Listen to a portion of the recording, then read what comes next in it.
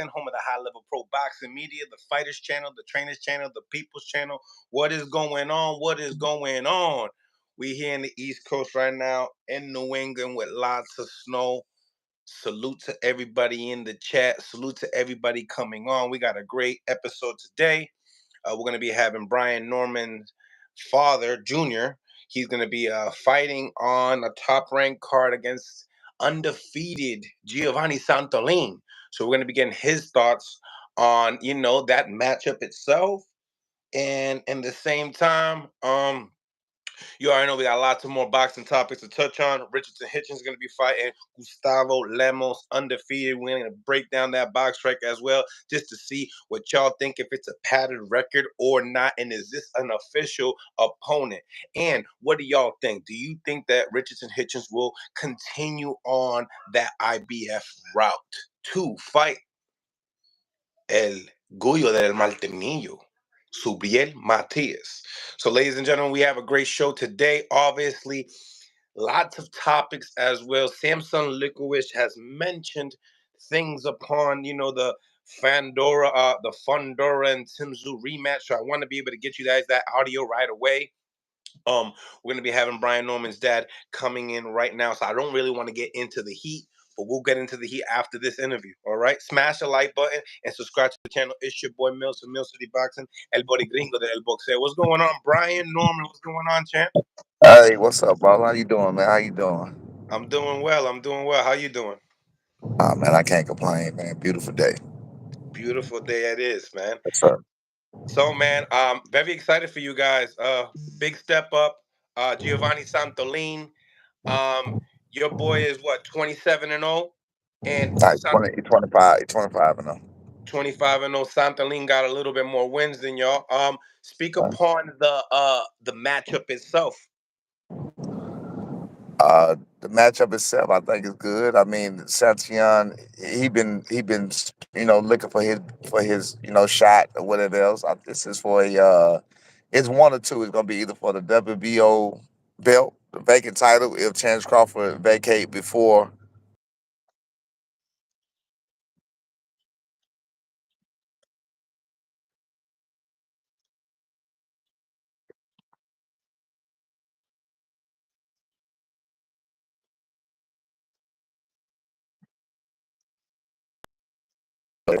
the winner, which is Cabrano to to a full champ or whatever else. But either way it goes, it's a big opportunity for both of them. Rocha, like I said, he been bound for it and fighting for a long time, and we coming in, and I like the matchup. I like it. Period. I love it. Let's take a couple steps back. Let's get into you and your career in boxing, and how did it all come into fruition, and bringing that into your son. Me and my career in boxing, I mean, I was a Mike Tyson fan from day one. So Mike Tyson is the reason I box. So Mike Tyson was my reason for boxing, and of course I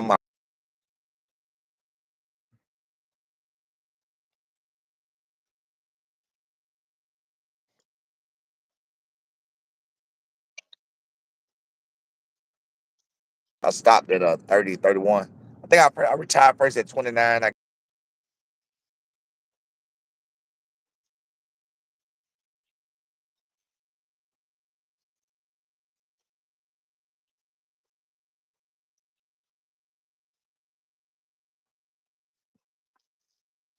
Brian, I don't mean to stop you, but the signal's like really cutting off.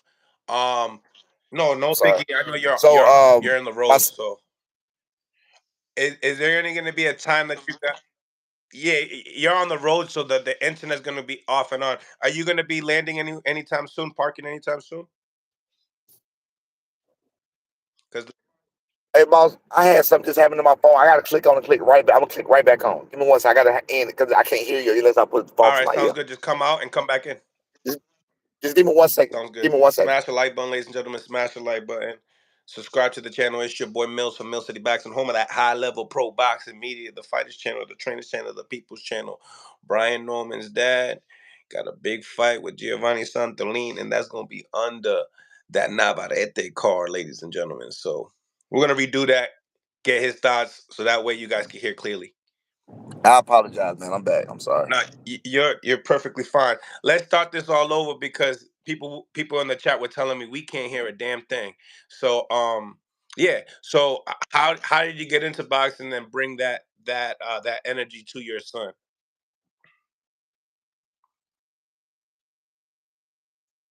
Yeah, you cutting off, champ. Once you land, yeah, you cutting off, champ. Once you park, just give me just tap right back in. I got you. I'll be there in about Perfect. 5 minutes. About Sounds five good. minutes. We'll be waiting for you. All right.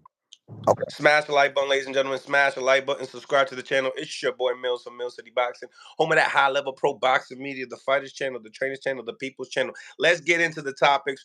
Well, let's get into what we had as far as news is concerned upon the 154 division. Get that out the way, and then we'll get into this week's of boxing, and then obviously continue that interview with Brian Norman's pops. Okay, so I wanted to play you guys some audio on what's happening with this um, Fondora situation, and we're gonna first come off of two interviews. Shout out to the Boxing Voice and Pro Box, holding down two interviews with Samson Licorice. So here's the first audio that I have here, speaking upon his decisioning on what he believes sells more for Fondora.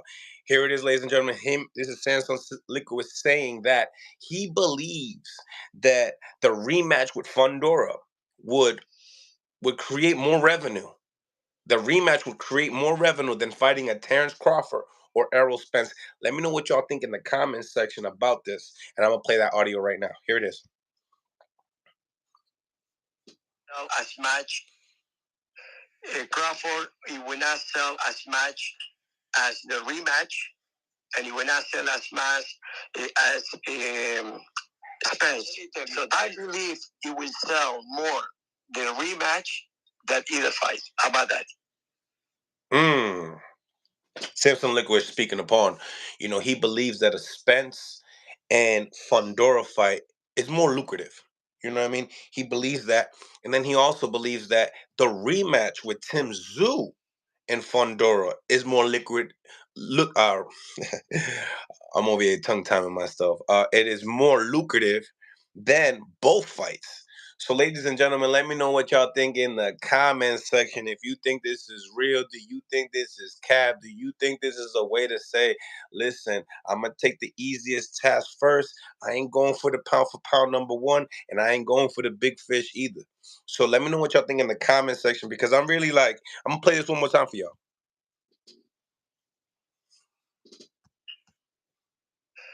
Crawford, he will not sell as much as the rematch, and he will not sell as much as Spence.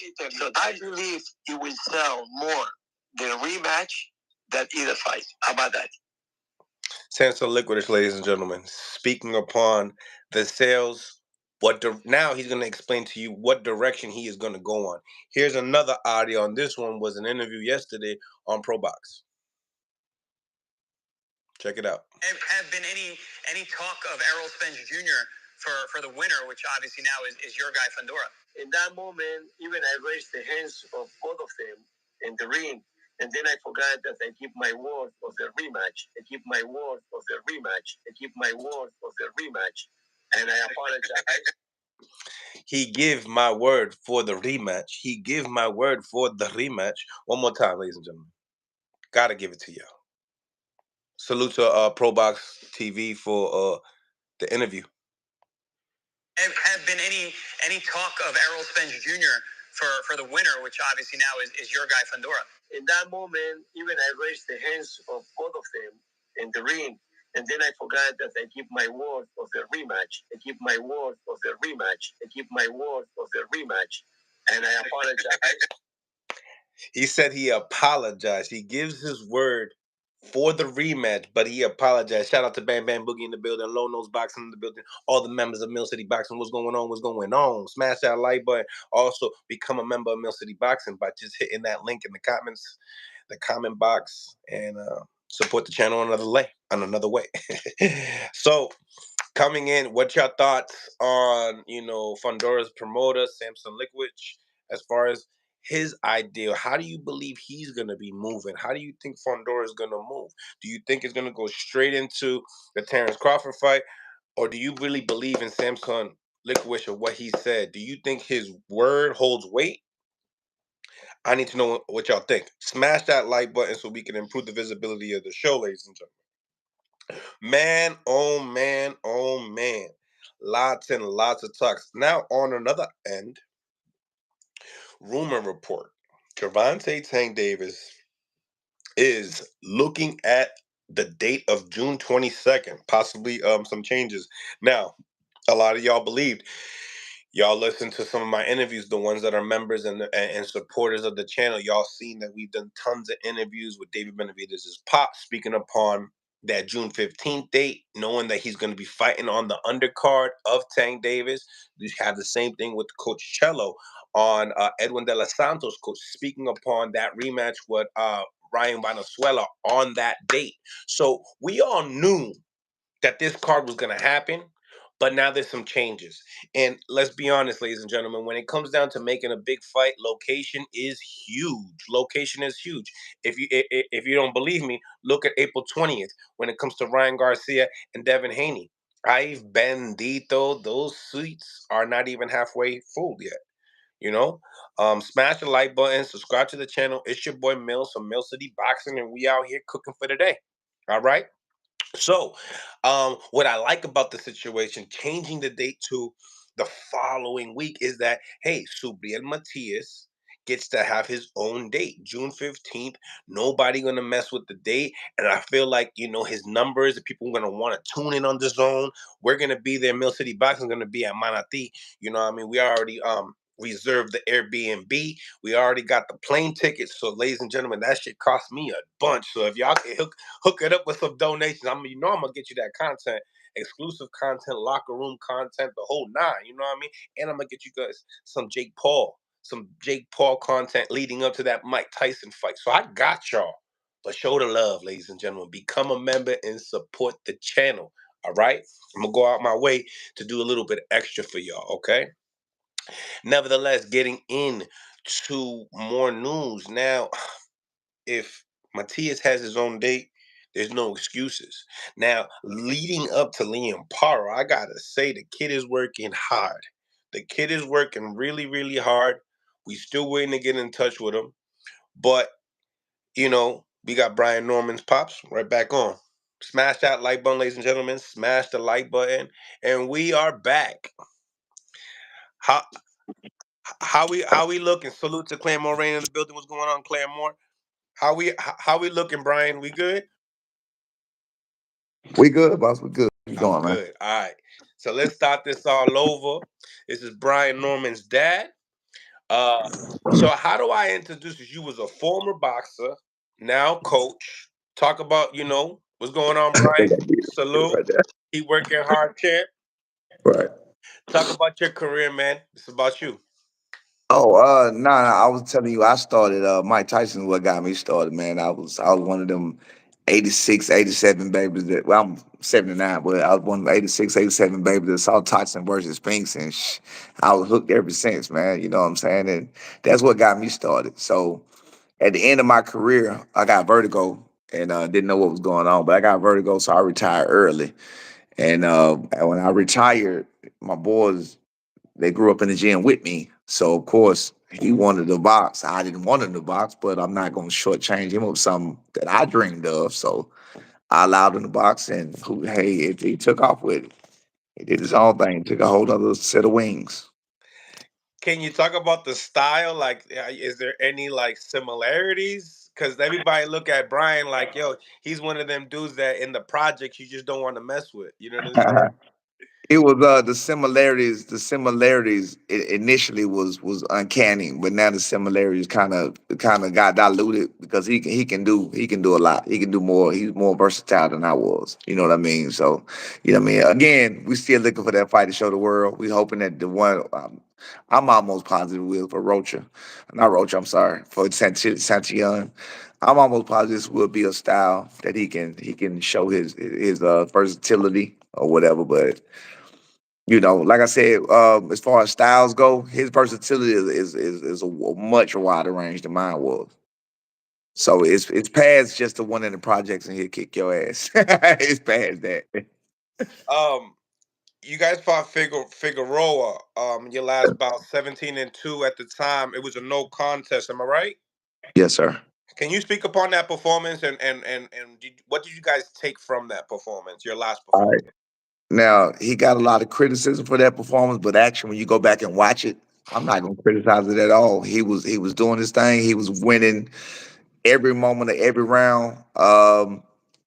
Per his words, he said that he got overconfident. He didn't tell me at the time. He said he got overconfident.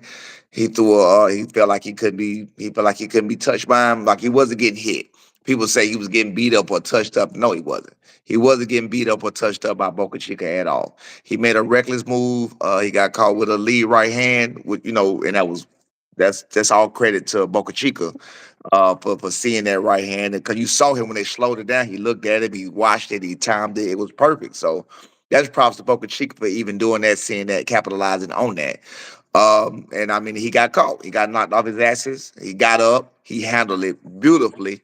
Boca Chica thought the next round that he had him some food, and my son came right back out with the exact same game plan. Never faltered, never wavered. He kept the jab pumping. He kept his distance well. He was boxing beautifully. I think he did a great job for the time that he was in the ring. I think he did a great job. So talk about it. I mean, obviously, we hear all the commentators afterwards. They speak their minds. What's some of the things that you liked, pros and cons upon the commentary and people that speak upon Brian Norman's last performance? You know what? It started before that. It all started with Tim Bradley. It's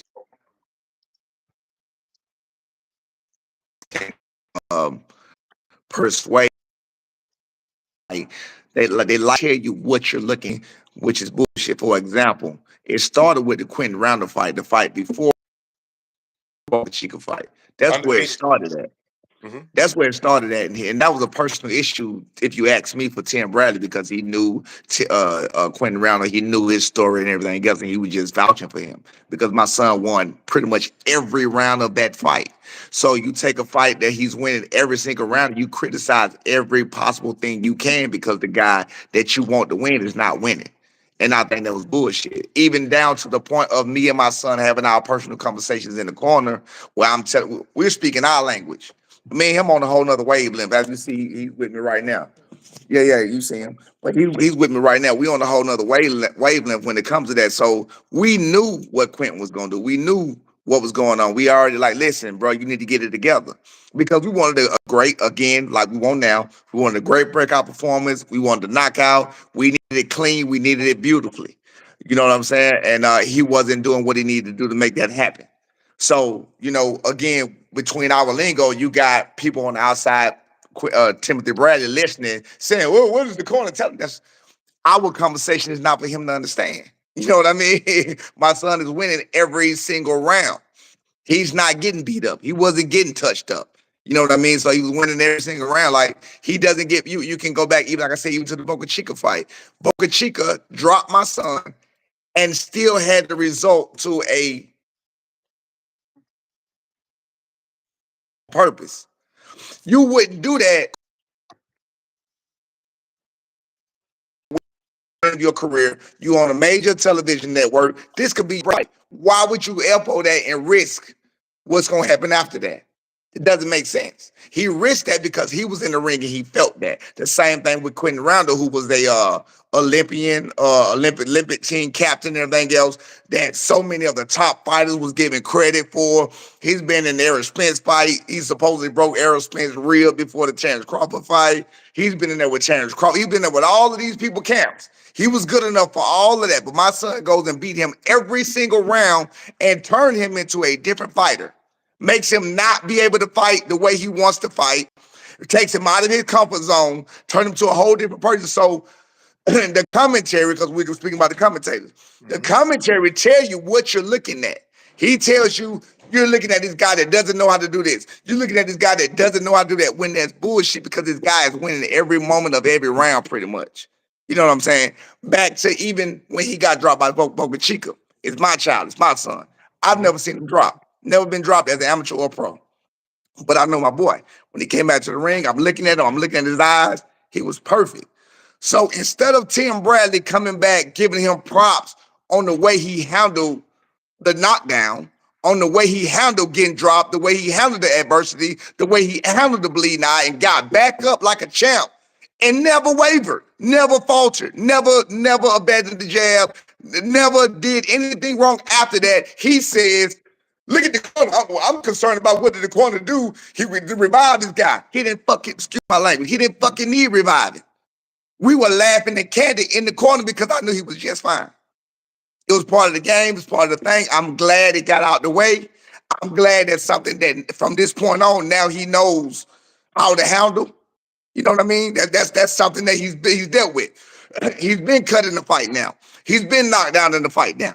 He's dealt with adversity now. That's just part of the game. It's part of climbing the ladder. You know what I mean? But with the politics of boxing and when people hear what they hear and they tell you what you're looking at, so now all of a sudden he needs a new coach. Well, he's never had another coach. So he got a 25-0 with 19 knockouts. No matter what you say, and on ESPN and Top Rank with the same coach, never been beat up. Never been beat up more than not even half the a fight or even close to it. Never been beat up. You do not have clips where you can show of him getting punched, and you don't have when you can show that in any fight. You know what I mean? He fought several of his fights with bad hands. The first two fights with Top Rank, he had bad hands. He got surgery on both his hands. That's documented. He got scars to prove it.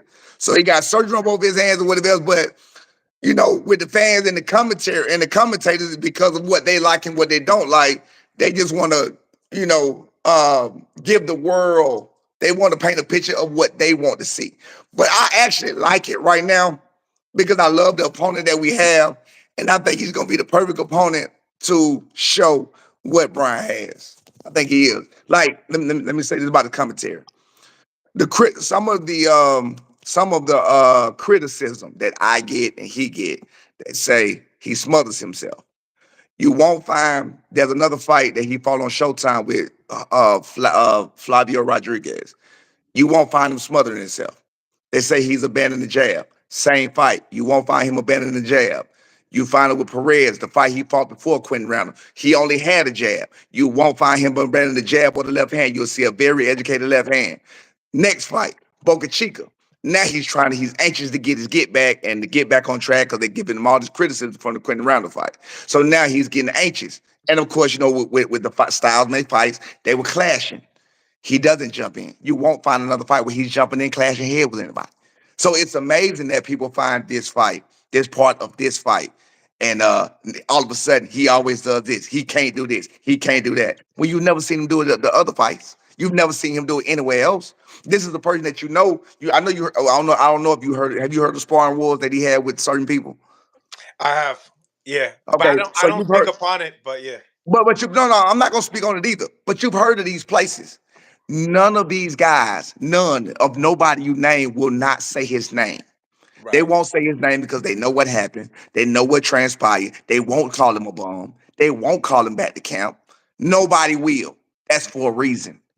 You understand what I'm saying? So I'm looking at it like these people giving all this flack. It's all in God's hand. It's all about the fate and everything else. Things happen for a reason. I think he got dropped by Boca Chica, for fate for us to get this fight. That's what I personally believe. I think that was it's just the way that the stars lined up because I don't think he would have got this fight outside of him getting dropped by Boca Chica to show some kind of vulnerability. But what they didn't pay attention to was how he got up. They didn't pay attention to how he responded. Yeah, You cannot find a fight that he has had a sparring session or any of that. He's had some bad sparring session with, but that's happened with anybody, but not many at all. Not many at all. Where you're going to find something. I don't care who you find, record. We don't care about recording. None of that. Nobody can give you a sparring session where this is the blueprint to how to beat Brian Norman. That's a damn lie. That's not because the only rough sparring session we had, and I'm always candid. I'm a candid, very transparent person. Would have been Boost Ennis and it would have been Jaleel Hackett. And what they did, it wasn't necessarily a skill set type thing. It was a work ethic type thing. It was a work ethic. It was a that was a help for us when we went. You know what I'm saying? The way these guys work, the way these guys carry themselves, that was actually a plus in our camp for us to just go work harder because that's what we seen. You know what I mean? These boys were working. You know what I mean? And I'm giving you the two people. You know what I'm saying? He's been there with a lot of people, so I'm giving you nobody else. He's been there with Chandler. Nobody else taught him anything to go back and do this, go back and do that. He's been there with Tank. Nobody has taught him to go back and do anything except those two people. That's Booth Ennis and Jaleel Hackett. I give credit where credit is due. These people teach you things, taught him things, and that's Jaleel Hackett being a young fighter. Teach you things where you go back and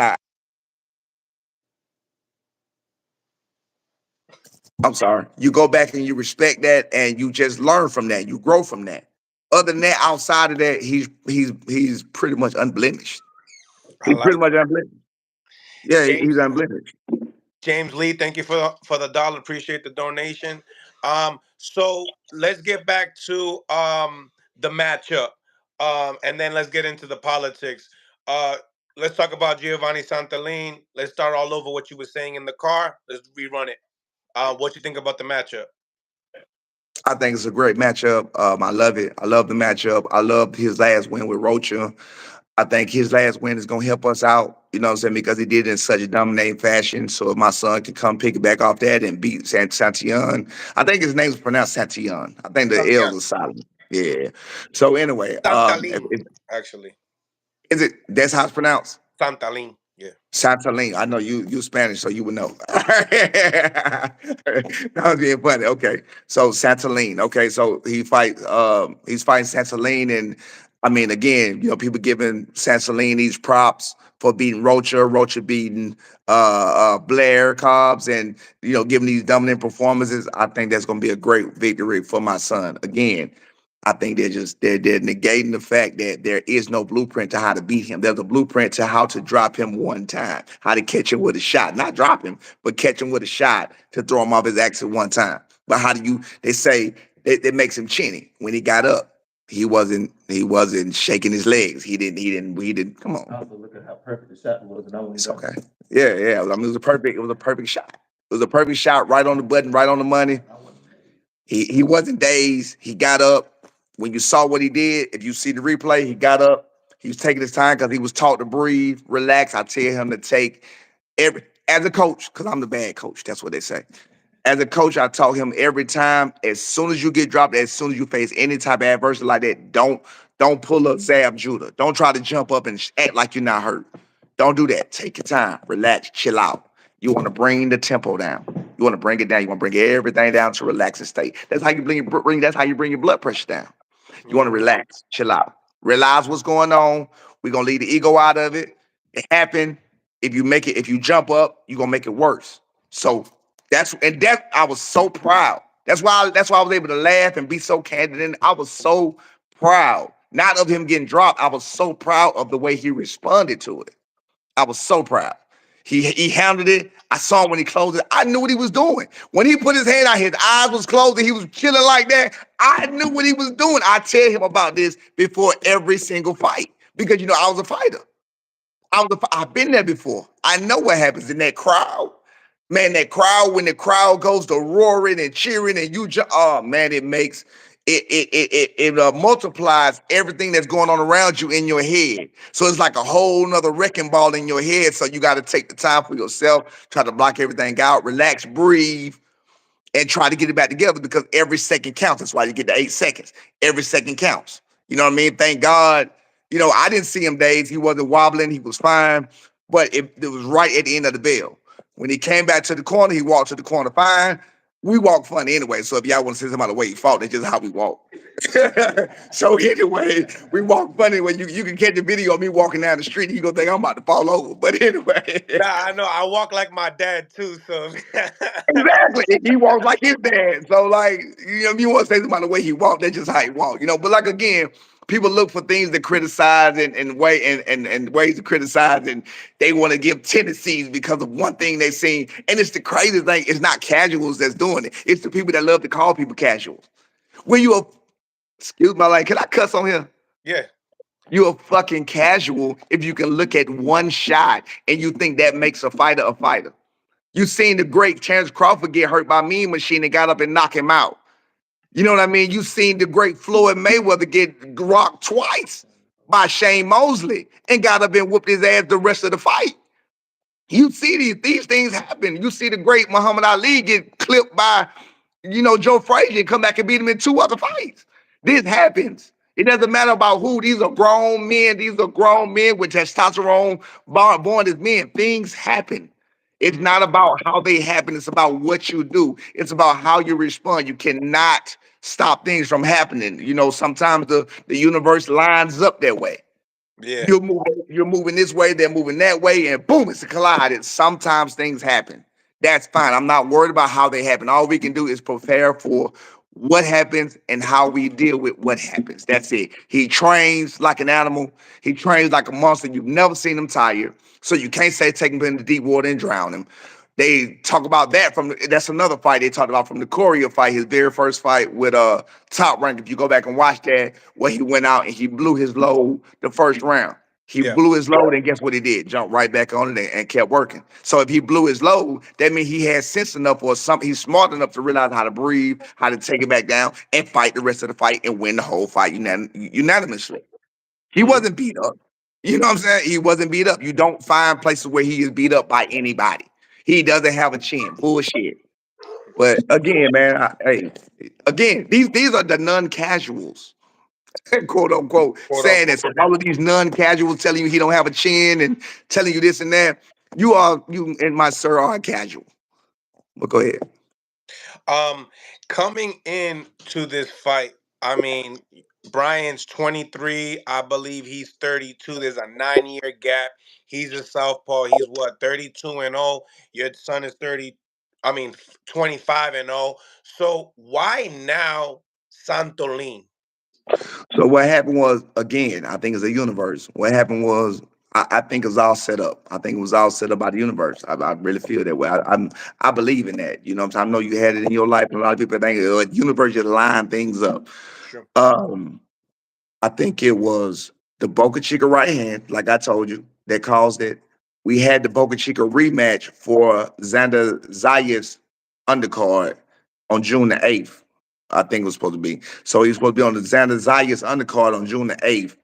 That he was supposed to rematch Boca Chica. We with it, Boca Chica with it. But Santillan, I don't know if he had an opponent and he fell out or what, but Santillan had already had a date of May the 18th. So when he had the date of May the 18th, I guess they had to find a formidable opponent. So they was like, would y'all be willing to take the fight? Because we had already called for him anyway. We had already called for Santillan. Or Santillane, I'm sorry. We had already called. I like to pronounce people's names, correctly, but we had already called for him. You know what I mean? So like they asked, "Hey, would y'all be willing to take this fight?" When honestly, we thought they wouldn't be willing to take this fight because it's a high risk, low reward. Again, you've never seen B beat up. You've never seen them touched up. So I don't know what these casuals are looking at, thinking that that B is gonna take a step back like Rocha did. B not, he not. He's a boxer puncher. He not gonna sit there and take that. You've never seen him beat on. Like it's crazy. But anyway, it happened. It happened that way, and it just lined up. It lined up that way. It lined up that way, and I'm happy it did. Now, as far as we talked about politics, and you spoke upon why you feel like you got this fight. Um, as far as the politics, who you guys signed to? Top rank. We talked to sign the top rank, and it could possibly be because you see they put him on the B side, and that's fine. Rightfully so with Sansaline being, he been a top rank for a while. He earned that. Like I say, he went over to Golden Boy to fight Rocha as the B side to take that chance, and that's what got him, where To be he the is now. He's number ranked number, three welterweight yeah. in the world now. He's ranked number one, right? He's ranked number one in the WBO. He's ranked number, he's ranked on all sanctioning bodies, I believe, except the IBF. He might be on the IBF too. I can't remember, but he's ranked. He's ranked everywhere. Number Yeah. one in the WBO. So that's what got him that. That was set up for Rocha to win. He's Even if basically behind Boots, basically behind Boots right, and Terrence Crawford. right. So that was set up for Rocha to win. You know what I mean? Over when he went over to Golden Boy, he went over there. He took what was his. Fate lined it up that way for him. He brought it back. They didn't have anything else for him to do at top rank, or nobody, no other fighters. B is the next top. That B is the next top fighter with the next top welterweight that top rank has under Santaline. Like they don't have anybody else. You know what I mean? Not nobody else with those type of win, that type of record. So you might as well. I don't mind. We don't mind earning our keep. Like you got some people saying that top rank feeding B to Santaline. We welcome that. That's fine. We asked to be fed. Please feed me. Feed me because guess what? We gotta allow to be. We gotta want to be eaten. We gotta allow ourselves to be eaten. Please feed me. The only thing I'm worried about is the hometown advantage of the judges, not the hometown advantage of the crowd. I don't care about that. We don't care about the crowd. That's fine. We tune them out. It's the hometown advantage of the judges. You know what I mean? Because of course they're gonna be San Diego judges, so we're gonna try to make it as clear as possible. Bottom line is gonna get seen. It's gonna get seen on national TV, and we're gonna make it. We're gonna make it a war. We're gonna make it a war where if you gonna rob him, we plan not to let it go to the school to the judges. Period. That's what the plan is. We got a fighter that's gonna stand there and fight. My son will not be jumping in. He will. He will. Well, I'm not gonna give the whole plan. He will not be jumping in because Sansaline likes to come forward anyway. No need to jump in. No need to go find Sansaline because he's coming. He's gonna be there. So if he want war, he gonna get war. He want a box, he gonna get box. That being said, you believe that you guys have that skill set to outbox Santalin and not needing to go to the war? Understatement. Understatement. We can make it easy. We can make it hard. We willing to do both because we work hard. We just want to show the deficit. We came in with a deficit because he went pro at 17. So when he went pro at a lot of his fights was in Mexico. So a lot of people was, oh man, he fighting cab drivers. He was fighting this and he was fighting that, but they don't even understand that's really how it worked. You never even heard of Mike Tyson till he was 18 and 0. You know what I'm saying? On TV. But either way it go, though, I mean, that's just how some fighters are built. You know what I mean? It's Terrence Crawford built the same exact way. Boots, same exact way. They always built the same way. But then when they get there, it's about them showing up when it's time for them to show up. And then the record just enhances what they already have and what they already are. That's all it is. So again, he was 17 when he went pro. He fought a lot of fights in Mexico. So when he came and got to the television state of it, there was a few lackluster responses. Again, due to the universe because of his hands or whatever the reason is. But he still never even almost lost. Never got worked. Never. You don't find the blueprint of how to beat him. So he still had these fights where he did that or whatever, but it wasn't. They weren't exciting fights because he wasn't able to make them exciting. But he won. And he won convincingly. It wasn't like, oh man, this person got robbed. Oh man, that person got robbed. You know what I mean? So you got people, even like I said, even with Boca Chica dropped him and then chose to elbow him. Why would you not go ahead and take this win to possibly get signed? Why would you not take the chance to go viral? Take this chance at the big check, at the big, oh, I dropped out. You not out of, you know what I mean? Why would you not take that chance? He didn't take that chance because he felt like he couldn't handle that chance. He realized B wasn't hurt. He intentionally threw the elbow. Did you see the elbow? Yeah, I did. He intentionally threw the elbow. You Mm-hmm. don't throw an elbow at a person that you know you're gonna beat. Nah, I want this win. I want this victory. I want this credit. But instead of people are not saying anything about the elbow.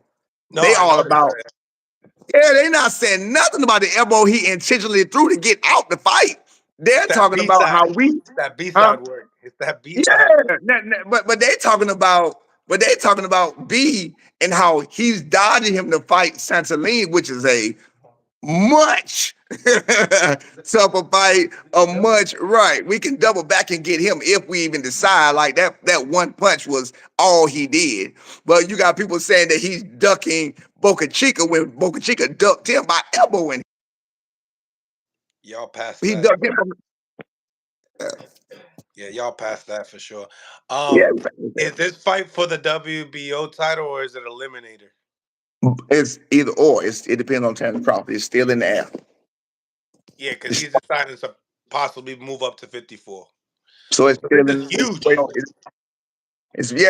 No matter what the fight, no matter what the fight is huge. I believe, and nobody told me this. It's just my thinking. I know how like they elevated Boots to the IBF champion because of Chance dropping that belt. I think that they're gonna elevate the winner of this fight, Brian Norman Jr., to WBO champ. And that again, I'm just speculating because that's only what makes sense. That's why when Boots was the IBF interim champ, he was elevated to the interim.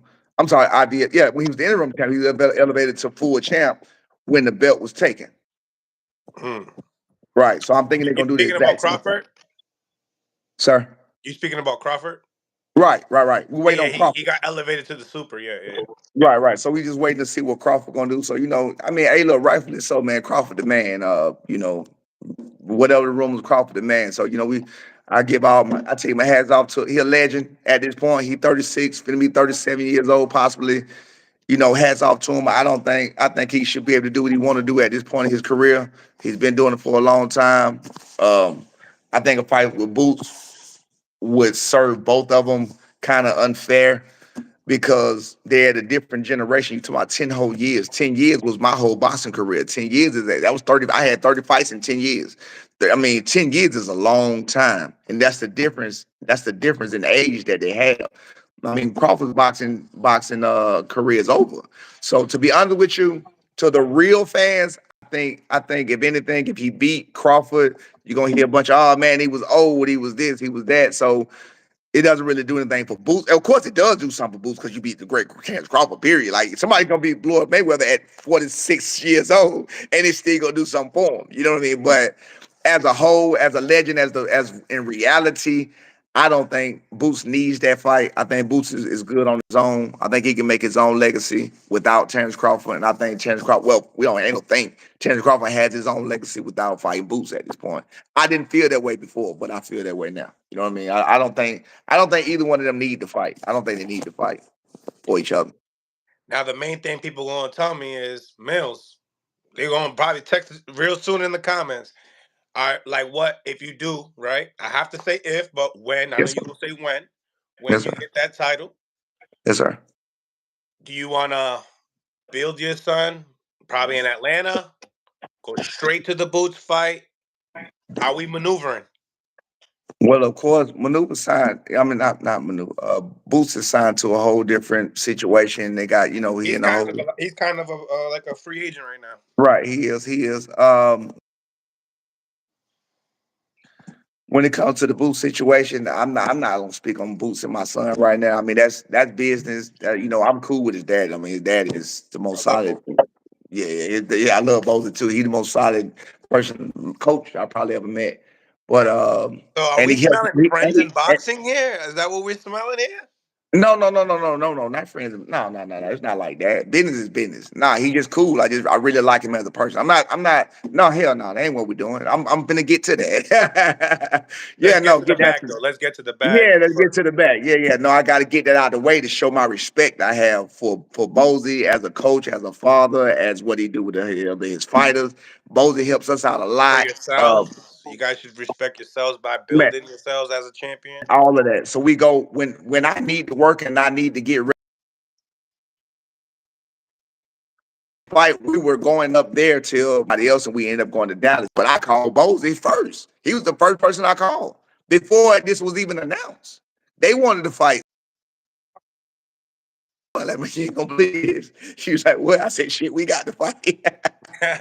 so, so I know that was the one they wanted to fight. You know what I mean? But again, now down to the business of it. It's business. Boxing is a business. You know what I'm saying? Theoretically, per se, whatever else, I can't say as a person. I love him as a person. You know what I mean? But in boxing, boxing is a sport. It's a hurt sport. So of course, when it comes down to it, you know what I mean. We got to get the business. I understand that. He understands that. Y'all Well, both he need it. Y'all both need how because y'all both need it because at the end of the day, people are saying, "Boost, who you fought?" You know, Man, and absolutely. So now they are in the same generation, even though Boots a little older, but that's fine. I didn't see this fight coming for years, if it ever came, because I figured Boots would probably move up. unify, maybe whatever he got to do at 147 and go on up. But I guess people falling out of the 147 division, it kind of got slim to none. So it pretty much It's probably there's not too many people there, so it's gonna be inevitable of it happening. You know what I'm saying? If it's gonna happen or whatever, and we welcome it. We welcome the challenge. We went to Spark Boost because Boost was the best. So if we're gonna spark the best, we would damn sure fight the best with no love loss. You know what I mean? We're gonna go fight them like he a backdoor dog, and we gonna be some backdoor dogs, and I'ma hug Bozy and dap him up and hug Boost and dap him up and appreciate him for all the help, for that he helped us with before. In all times, and you know what I'm saying? But yeah, nah, ain't no love lost, whatever, but ain't no ducking, ain't no nothing. No, we will fight Boots. We will fight anybody that they name. Period. We will. We looking for the smoke or whatever else. Again, I'm not calling out Boots, but we will definitely fight if that's what it calls for. You know what I'm saying? I would like for Boots to go ahead and achieve greatness wherever he achieve greatness at, and then if it comes to the end, because I know they both want to, what you call it, undisputed. I don't want if it comes to that, then I would like it to be there. I would like it to be at an undisputed level. I would want it to be for like one belt or this or that. I would like Boost to maybe have two belts, us to have two belts, and let's get it. You know what I mean? That's what I would like. You know what I'm saying? I understand it fully, and I like it. You know, the when now that the welterweight division is kind of like lacking, because now, and I don't want to say it's lacking, but when you got the two dogs moving up, the two top dogs moving up, we want to see what the new generation brings to the table, and I'm glad that you guys are here, expressing that. And like I said, if it's to build your son in Atlanta, get yourself a mandatory. I don't know, but what would you guys like as far as if it's Um, not Boots, obviously well, Boots not. it's gonna be up. It's gonna be up the top rank. It's gonna be up the top rank. Our promoter, as far as where the fights are, where it's done. So I'm not sure how they're gonna do that as far as Atlanta or whatever else. I typically don't care about the hometown situation right now at this point. I don't really care about that. You know what I'm saying? It's not really on my radar right now. You know what I mean? I don't. We just here to fight. We here to achieve greatness. I don't care if it's in San Diego. I don't care if it's in Tijuana, Mexico. I don't care if it's in Phoenix, Arizona. It doesn't matter where it is. We just here to achieve greatness and to fight.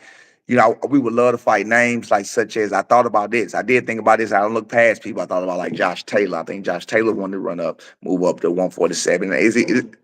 Right? Is he with top rank? Josh Taylor. So Yeah, right, so I'm just giving names that I know are real possibilities. You know what I'm saying? We would love to fight Josh Taylor if he move up to 147. We would love to fight Rocha. his fight his fight with Jack Catterall is at 47. Right. So we would love even Jack Cat, whatever. I mean, we would love to fight the top guys that they have at 47. We would love to fight all of those, wipe them out, go over to Golden Boy because I know Top Rank does business with Golden Boy. And we would love to fight, if it's Rocha or whoever else they may have over there. Hell, even Conor Bean, especially Conor Bean. Everybody want that. Yeah, we would Everybody love want that that fight. fight. Yeah, we would love that fight with Conor Bean. Yeah, we'll take the trip. We'll go to where he at, man. We'll do it. We with it. We with it, man. We're not looking to be sheltered. We're not looking to be, you know what I'm saying? They say, oh man, cab drives, he looking at no, we're not. No, we're not. Again, they say that everybody said it's funny that people give all the criticism. They give all the criticism for things when people are doing stuff positive. But when you got a person that's wondering how I'm gonna do it positive and how, and they want to give you they want to pep you up and oh man, you could do it, you could this and you could that. But then you got a person that succeed at it, they want to criticize you about your succession at it. Like, you only succeeded because you only doing it because. But wait a minute, you was just telling me to go ahead and strive for the best. You were telling me I should keep going. You know what I mean? But now you gonna tell me why this and why that. And these are normally come from people sitting on the sofa eating donuts. You know what I'm saying? They sitting on the sofa eating donuts telling us about what we doing wrong. Oh, my son need a new coach because he got dropped by a right hand. I mean, a right hand. Oh, that was my fault. Oh, okay, bet. I I know a good fight when you guys become if when you succeed. The winner of Blair Cobbs and Adrian Broner. I love it. I love it.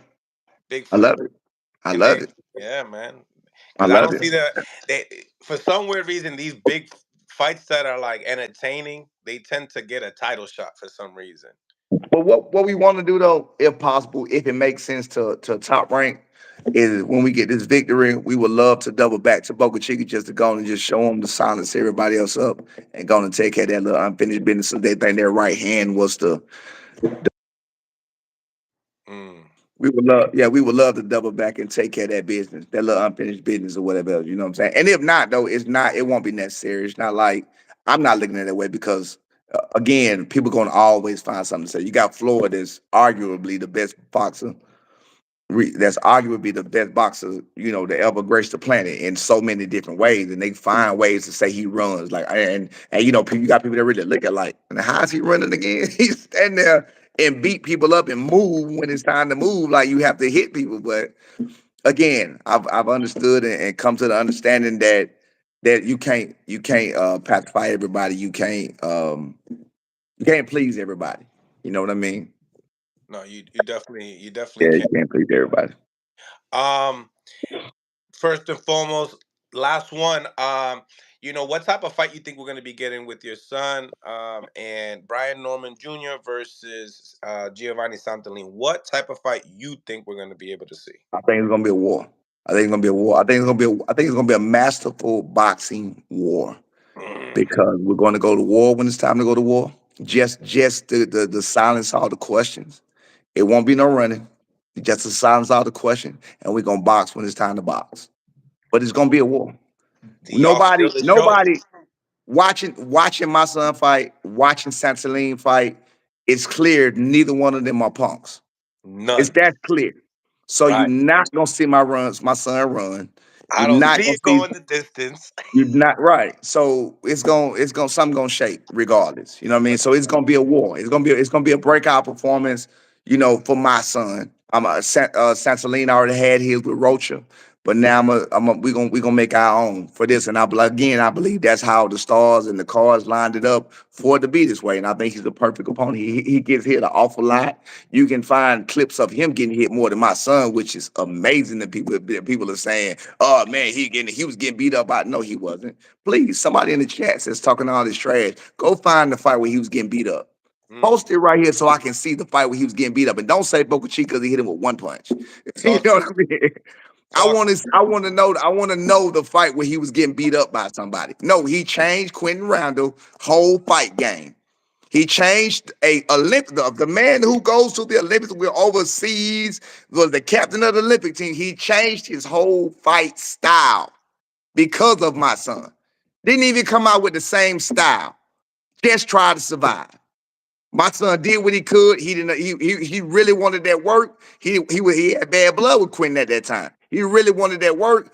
I guess it was just so much in him. He was smothering himself. Not something he commonly does. You won't find it in no other fight where he smothers himself.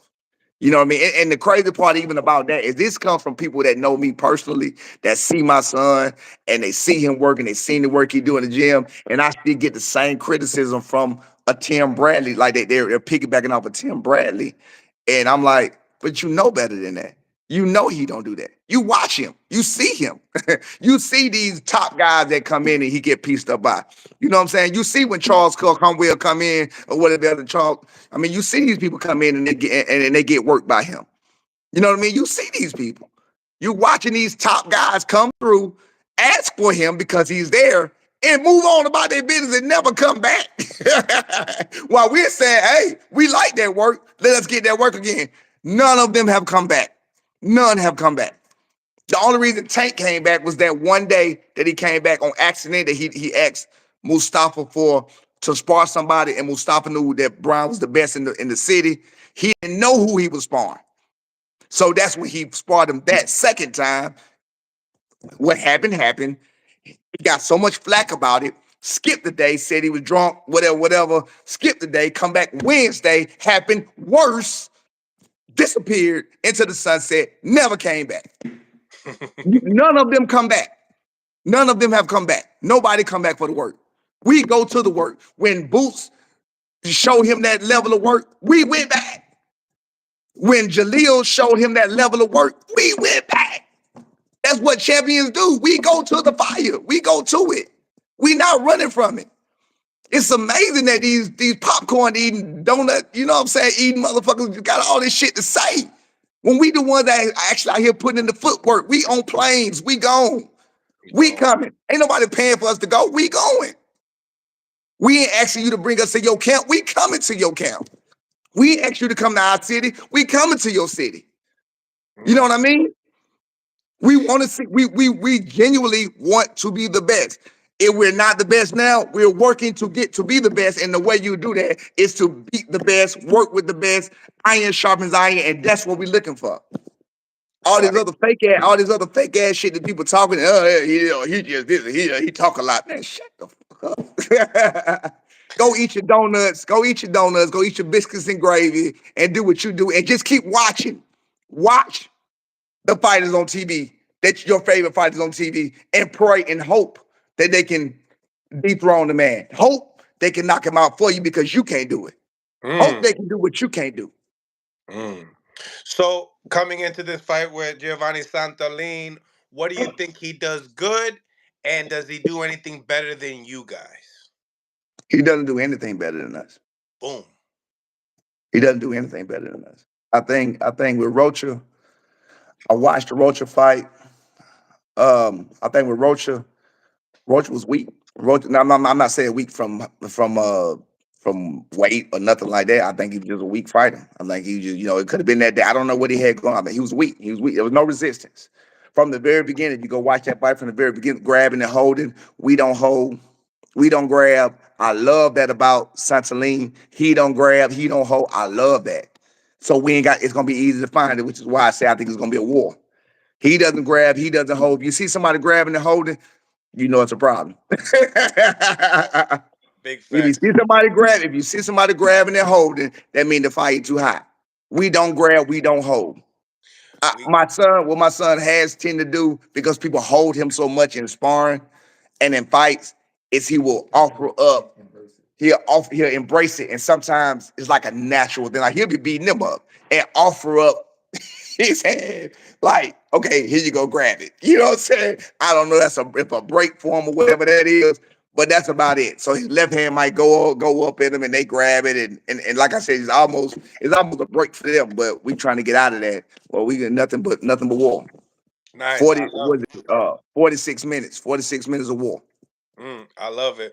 Call lines are now open, ladies and gentlemen. Call lines are now open. We got our first caller, Dream. What's going on? We got Brian Norman's father and coach. What's going on with you? I know. I just was gonna add to the point he was making. How a lot of people, when rubber meet the rubber, a lot of people clenching and stuff. A lot of people, in the clinch and stuff. A lot of people is trying to outwill another man too.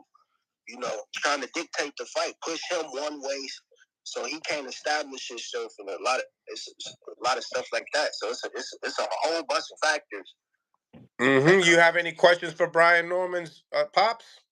Yeah. How quickly did the Giovanni Santilli fight come?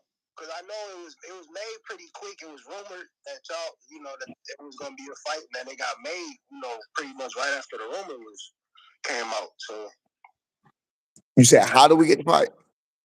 yeah, how did the negotiation go about? His again, we had a fight set up. He had a fight set up. His fight was before our fight. We was gonna get the Boca Chica rematch, but his fight fell out. His fight fell out, and they knew we wanted to fight Sansaline anyway. So the position, the offer was offered up, and we accepted. And gratefully they accepted also, which is we appreciate. Right. Yeah, it kind of makes sense too, because like when I look at the playing field for 147, those are the two premier fighters Top Rank has to offer at Right. 147. Right. Right. And that's why it only makes sense. You know what I'm saying? And what they say about get out shit or get off the pot. We with that. We with that. We with all that. You know what I'm saying? If we don't deserve to be signed, then don't sign us. If we don't deserve to get the win, don't give us the victory. Just give us what we deserve. We're not asking for shit. We're not Yeah. asking for no easy road. Opportunity, I feel it. Yeah, we looking for the opportunity. We ask for opportunities, and if we, as long as we can capitalize on it, they have been giving us the opportunity. So we appreciate Top Rank for giving us the opportunity to do what we do or whatever. And again, like I said, sometimes the stars don't line up. Whether it's injuries, whether it's emotions, whether it's right hands from Boca Chica, whatever it is. So if the stars don't line up that way, they just don't line up that way. But we appreciate Top Rank giving us all the opportunities they gave us or giving us, and we accept them all. And again, we haven't failed on any of the opportunities that they gave us. So I mean, you can say what you want.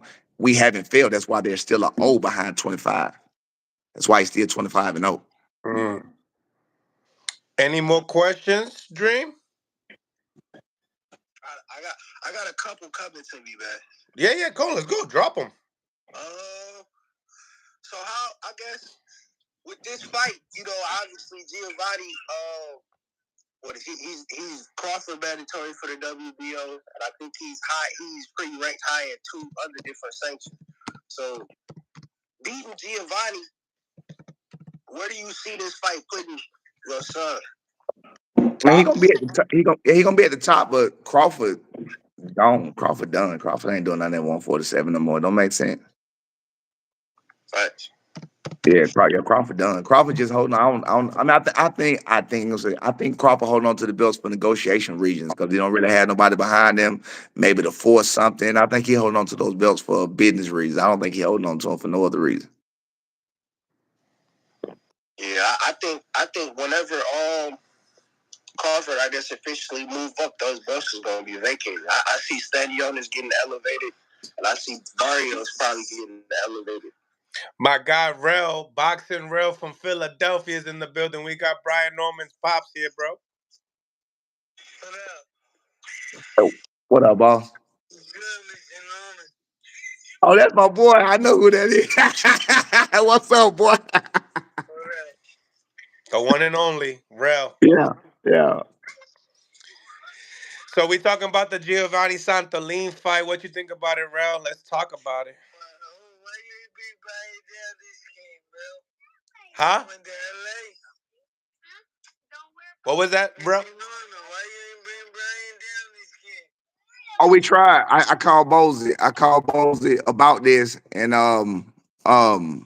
Bozy said okay. Bozy was gonna set it up for me, but then right after that, B got Frank Martin got the fight with Tank coming up, so we got people in Dallas also, and B was talking on the other side, and he chose to go over there and piggyback off of some of the work that Frank Martin got going on with against whatever he got going on with Tank. So that was my son's choice. But yeah, I called Bozy. Tell you, I called him first. I always call Bozy first. Hey, Rail. Tell the truth. You know how my boy work. How my boy work, Rail. He works. All right. Hey, Rail giving me respect. You know he work. My boy work, man. He work. Hey, he work. Hey, Brian, why you think I added him on real quick? Yeah, I had to Rail, get no. the real. Nah, I'm bugging. Hey, hold on, Rail. We just trying to show the world what we show the gym and everybody else. You know what I'm saying? That's all, bro. We striving trying to do that. Hey, that's what you're supposed to do. Yeah, we do it all the time in the gym, man, and that's what they call you, a gym fighter. But I ain't gonna call him a gym fighter because he gets in the ring and he still doesn't lose. He don't falter. It's just not the same. That's all. What you think Oh, about the fight, bro? I think Brian's gonna go in there and do his thing, especially coming off that last performance. You know what I'm saying? But I think he feel as though he got something to prove. And when the fighter feel that, they work hard, they train hard, and they bring everything from camp into the fight. And I think Brian gonna make it happen next time and look spectacular doing it. I appreciate that, Ray. I appreciate it. Ray, no, man. Ray, I've seen us working, man. We work, man. I like Ray, man. I like that whole situation they got going. That's why we always go, man. I love going down there. I love going up there. I love going up there. I kind of look at this fight, to me, I look at this fight like pretty much a title eliminator for real. I mean, it's either a title eliminator or a spot Okay. to yourself into a shot where you can win a vacant title shot. Now I think it's ahead of that. I think it's the actual belt or the eliminator. Yeah, it's the belt. It's the eliminator. You gonna fight for the vacant title? So you know you got big things on the line. You just go out there and do what you do. Listen, I don't want you to get caught up in the critics. Know what I'm saying? An ugly win is better than a pretty loss any day. Know what I'm saying? Hey, Mill, can you hear me, Mill? Yeah. My phone, I gotta click off and click right back in. My phone, I'm coming right back. All right. He's coming right back. That's facts. Because he could have. win over a bad loss any day of the week. For sure. Yeah. Because at the end of the day, people gonna talk regardless of what you do. You go fight 5 fighters in a row. They still gonna have something to say about you. Yo, Rel, say that one more time. He just popped back in. I said, just stay focused and do what you do, get that win. Because ugly win is better than a pretty loss. Absolutely, man. We no matter what, we gonna get the W. No matter what, we gonna get that. I ain't worried about that. We gonna get it. I appreciate it, dog. I appreciate that too, though. By any means, get that W. We gonna move up and everything else. So, fellas, getting into some boxing news, man. What you think about Sebastian Fundora about to get that rematch with Tim Tszyu over Spence? What you think about that, Brian? I mean, that makes sense for him to get the rematch over Spence. That makes sense. Yeah, that makes sense. That's fine. I ain't got no problem with that. I would have a problem if he fought Spence. You So would if you have? said that, yeah. If you said the other way around, he need to fight. He need to either fight Crawford or the rematch with Tszyu. The rematch with Tszyu makes sense. That makes more sense. That's to go ahead and silence because of those first 2 rounds, which I don't think that the second fight gonna be different. You don't think it's gonna be different? No, I think it's gonna be worse. What you think, Rel? I think Spence needs to handle his business that he had contracted for a rematch with Crawford before anything. Fundora needs a rematch to team. Made a horrible decision by letting him fight 12 rounds with blood dripping in his eye the whole fight. And it may have been a different fight. You see, the blood was a detriment to Tim Tszyu, and the corner did nothing about it. They should have took the no contest, got that money, and double back for some more money on the rematch. But they failed their guy. I hope he gets the rematch, but with PBC having a belt and no control over Tim Tszyu, I think they're going to keep the belt home. Now, Brian, in that position, you're in there with your boy. Your boy gets a big cut on the top of his head, and he's dealing with that situation. How you managing that situation? Uh, the cut on top of the head. I got to cut off here in a second. I'm sorry, I got cut off. But anyway, the cut on top of the head. I would, as long as it's not going in his face, and we can stop it from going in his face, I think he'll be fine. Yeah, I wouldn't really. I mean, if I could get out there and get the rematch real quick, of course I would try to save that, which is what Boca Chica Daddy did in his fight. I'm not sure if you saw against the last fight with my son. He did that shit. He wanted to save that, and get out of that fight. So, but if I could get out of the fight, I would get out of the fight. But if I can't get out of it, I think he'll be fine. As long as, and that's why you got the doctors. You see it all the time. As long as it's not in his face, I think he'll be fine. Hey, but look, Coach Mills said I gotta go, man. I gotta go to work, man. I appreciate you very much. Real, I sure appreciate you, big dog. I'm gonna be seeing you soon, man. Y'all take it easy, all right? Salute. Take it easy, man. All right, man. Mill City. All right. Smash the like button, ladies and gentlemen. Smash the like button. Subscribe to the channel if you have not subscribed to the channel. Also, become a member. The link is in the comment box. Rel in the building. What it do? Huh? I have to agree with Real with the point he made about how Fundora, they should have took the rematch for real right off rip. Cause I mean, I don't know what I don't know if Crawford would have still went the WBO route and got Fundora stripped, cause he's not the WBO champion anymore. That belt is now vacant. So I think if he would have immediately went into a rematch with Tim Tszyu, that could have been avoided. Hey, bro, it was crazy. The same thing you said was the same exact thing that Stitch said. Same exact thing. How to make that decision right away. Smash the like button. Salute to Coach Cello, Edwin De Los Santos. Coach, what's going on? El Bori. ¿Cómo estamos, papi? Good afternoon. So, in other words, what you think about Tank and Frank possibly fight? Oh man, Cello, you need to get on here. Matter of fact, Cello, I gotta ask you a question. June 22nd, possibly it could happen in Dallas. Do you think that's a better location than Vegas? Cello, what's going on, Cello? Hey, I seen a little clip of De Los Santos walking away with one of the sparring partners on the ground. What's popping? We get it moving. We get it moving, Papa. Get ready. I like it. I need to see this man right there. I need to go to Philly to see that man right there. Yeah, you got to go to Philly. He knows I don't want to recording. So, Coach, I wanted to ask you. That kid that we was following, what's his name? The lefty kid, the southpaw. Marvin. That you had over there. Marvin. How he's doing? You know where to be found, bro. Damn. Say word, man. Take time there, man. Bro. So that's what I'm about to say, man. So talented, but he in and out. I've been doing this for the last 8 years with him. He in and out. Damn, man. Sounds like me when I was a kid. I wanted to go check you out and shit, man. Come on, I got a lot of guys out here. Come on. I know. I'm gonna go visit some good fighters out here too. I'm gonna go visit y'all, man.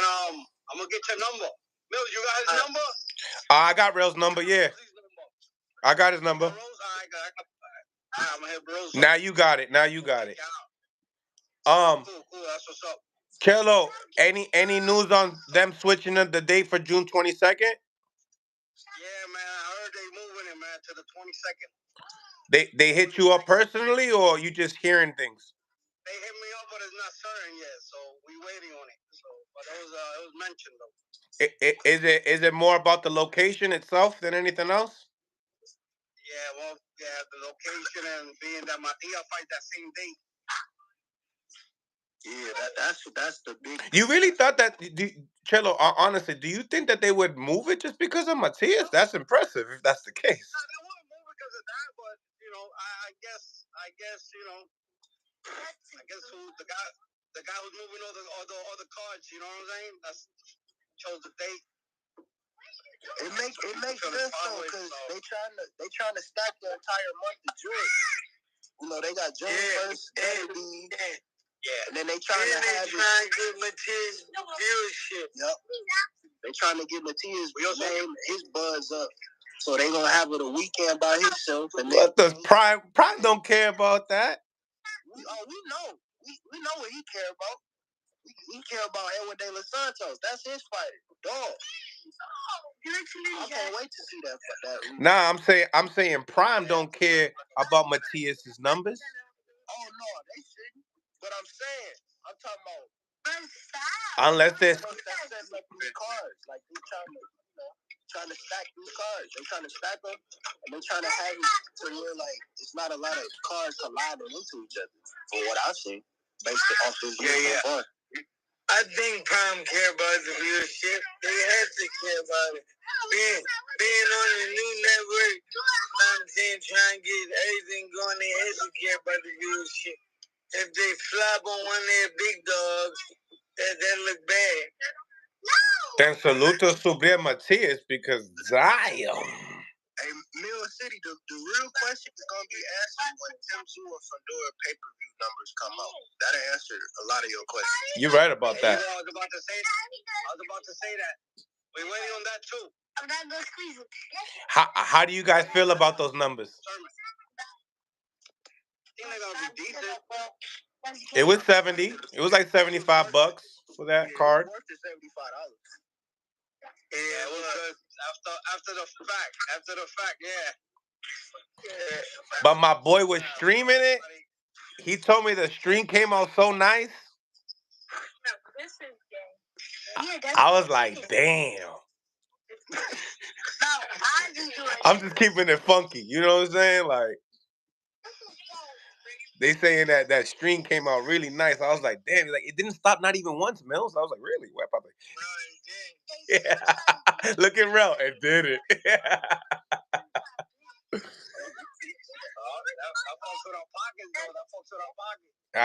It's a fact. And then Rel, not to like throw shade, but that shit came out HD, didn't it? I know. Man, so you guys are getting ready. That's what's up, man. You guys are doing the whole training camp in Jersey? Nah, man, we looking to move, but we started here. We shaking it off here now, but we're looking to move. I'm making plans to go to Vegas, but I had to put that on hold now for the time being. Who are you playing? He's fighting Ryu, rematch. The rematch. Fighting Ryu again, yeah. Like title in there or something. Trying to put an interim or something to it, but that's another thing. We're waiting on that also. So gotta make. That's big, man. Bro, they both beat. You don't wanna relinquish that ball. He wants to earn it. Yeah, tell him let his hands go, bro. Yes. Yeah, shit happens. You know what I'm saying? Yeah, that's true. We know that. And the crack gonna be there. But set the track up. Yes, I do. But just letting it come. Off a combination. Off of numbers. And how we gonna tell me? This time training for Ryu, what you see? Because you guys are obviously coming off of that Shakur Stevenson's performance. Obviously, you probably coming in a little bit more confident, I'm assuming.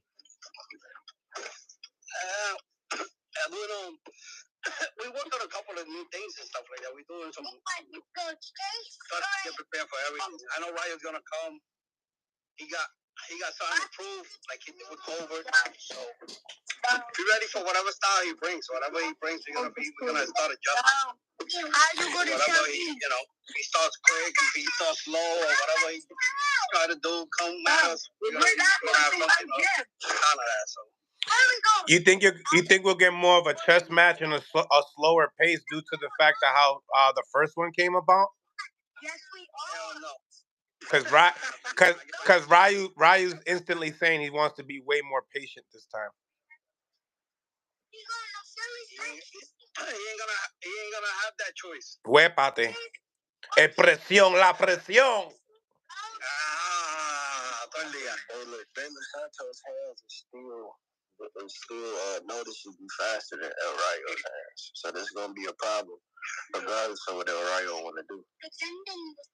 I think he stays more defensively responsible as well. He ain't got no choice. There's a gap of athletic ability here, but Ryu does have the size still. I think coming into this fight, there's no way you can come thinking that Ryu's gonna beat you after what you just did, but you got to be smart, right? Yeah, but we can't sleep on Ryu. Ryu gets a punch. Not only that, but he's coming off a big win. Beating a kid that everybody considered one of He knocked him out right back. He knocked him right into the combat league. Yeah. So you gotta respect Ryu. Ryu got skills, Ryu's game, and You know, anything could change up there. Once you get up there, man, punches are flying. You get caught. That could change the whole trajectory of the fight. You know. Yeah. So we gotta go there. You know, we gotta be aggressive with caution. You know. Control aggression. Control aggression. I feel like the winner of this fight with Ryu and De Los Santos fights Tank for some reason. Yeah, that's why. Hopefully, that's what we hope they have. Shit, tell us like say it again. What happened? You're like say it again. That shit sounds good. It sounds really good. Smash the like button, ladies and gentlemen. Smash the like button. Subscribe to the channel. It's your boy Mills from Mill City Boxing. Dream, any questions for Cello? Yeah, so coming into the rematch, like you said, El Rayo coming off a big knockout, one punch knockout, knockout of your candidate, and obviously with the first fight y'all had with El Rayo, y'all ended up stopping him. It was a couple knockdowns. You sound sad, bro. You sound sad by when you saying that. No, I was trying to think of how many knockdowns it was. That's Rayo's boy on the low. Se nota.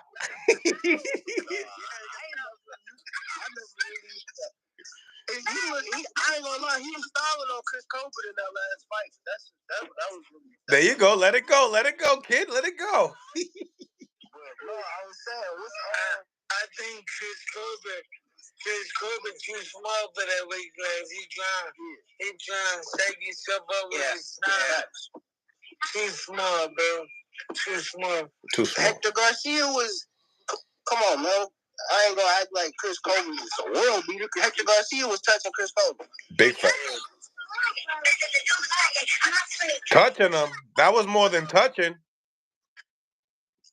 He's giving him legs. That shit ain't just touching. Shit. You crazy? He touched him, right? He touched him, all right. He pounded him. Pause. And that was at 130. Like. Wait, yo, Cello, where would you rather have this fight, in Dallas or in Vegas? To tell you the truth, I prefer Vegas, to tell you the truth. Tell me why. I got the guys out there that can help me out. You know what I'm saying? I got good work out there. Oh, you built great connections. I got Hector. I got Hector over there. I got Puello. I got my rebels in Orlando, but I could get them out there. So I could just have a good camp. I got Paulie that fought the other day, so he's out there too. That makes a difference. Do you believe it makes a difference, Cello, as far as where the location is and where you have to put the camp? It'll make a difference because we gotta get my quality sparring, you know. Mm-hmm. Like over here, I gotta go to Philly, fight with these guys over there because they want to record. I gotta be like, yo, there's no recording, man. Come on, OG. I gotta be arguing with these guys, back and forth. Listen. I got high blood pressure, man, and sugar. I gotta stay calm. You know how you kill the recording, right? You do what he did. He knocked his ass out. And then when you knocked him down, that would have been lucky too, Right. That would have looked ugly. That's what I told you. See? So that never went up. Yeah, that never went up, definitely. You wasn't going to put that out. But it's all love. Big facts. Big facts. As far as David Benavidez is concerned, what you think about him and his matchup? Me or Rose? That ain't you. Yeah, that's a good move, man. Canelo's the one who will fight him. Definitely not gonna fight him. Well, you just gotta move on and do the thing. Make history in a different weight class. He had the tools to beat those guys. And you're not mad of the Munguia and Canelo fight, are you? I really, you know why he makes. Hey, Canelo's Canelo, you know. Munguia's not no slouch. Nope. He can fight. He can definitely fight. Smash that like button, ladies and gentlemen. Smash the like button. So it's not like. What were you saying, Flo? Cello? It's not like it's gonna be a walk in the park for Canelo, you know. He's gonna have to fight. So you do give Ben. He's a good credible opponent. Right. You know, a lot of people speak. What happens when they go up there? A lot of people are downing the fight. Why do you think people are downing it? Huh? Well, you said it's gonna be a better fight than Charlo. Is that what you said? Yeah, I believe so. Yeah. Yeah, I agree too. I completely agree. Smash that like button, ladies and gentlemen. Smash that like button. Mexicano, you know, they're gonna ¿quién es más macho? Yeah, exactly. They come there to work. They come there to leave it out there. You know, they put it all in the line. So. Do you think that? Hopefully, you know. Do you feel like maybe a lot of people are saying that the respect level that Munguia is giving Canelo, like what most of these say, they're saying like he's just too happy to be in the moment, and a lot of people are not liking that. What do you think about that? I don't think that makes a difference, man. That's besides. This is these guys that they get crazy before the weigh-in and all that to get themselves hyped. Sometimes it's nervousness, you know what I'm saying? These guys are professionals, man. That's the way they act. That's the way boxing should be. You know. Yeah, I definitely agree on that. Gentlemen, it's a sport. Two gentlemen meeting each other. It shouldn't be all the rah shit. But what? At the end of the night, what happens? At the end of the night, what happens most of the time? They hang in, they become buddies and all that. All the tension goes by. Everybody's hugging, embracing each other. Swapping numbers. I don't get into none of that with all these coaches. Yeah, swapping numbers. Next thing you know, you in their camp? You're in their following camp. There you go. So that's why you guys tell me, you don't get into it with all these coaches. And I say, yo, dude, boxers leave, they come. Coaches, we stay around. So you know what I'm saying? You gotta start animosity and getting into it with other coaches. And been doing this too long, you know. Yeah, there's really nothing that you really got. I remember Zab and his father, bro. I seen shit that nobody has seen. Yeah. Done shit that nobody done in boxing. Yo, dude, you don't even know. Habla.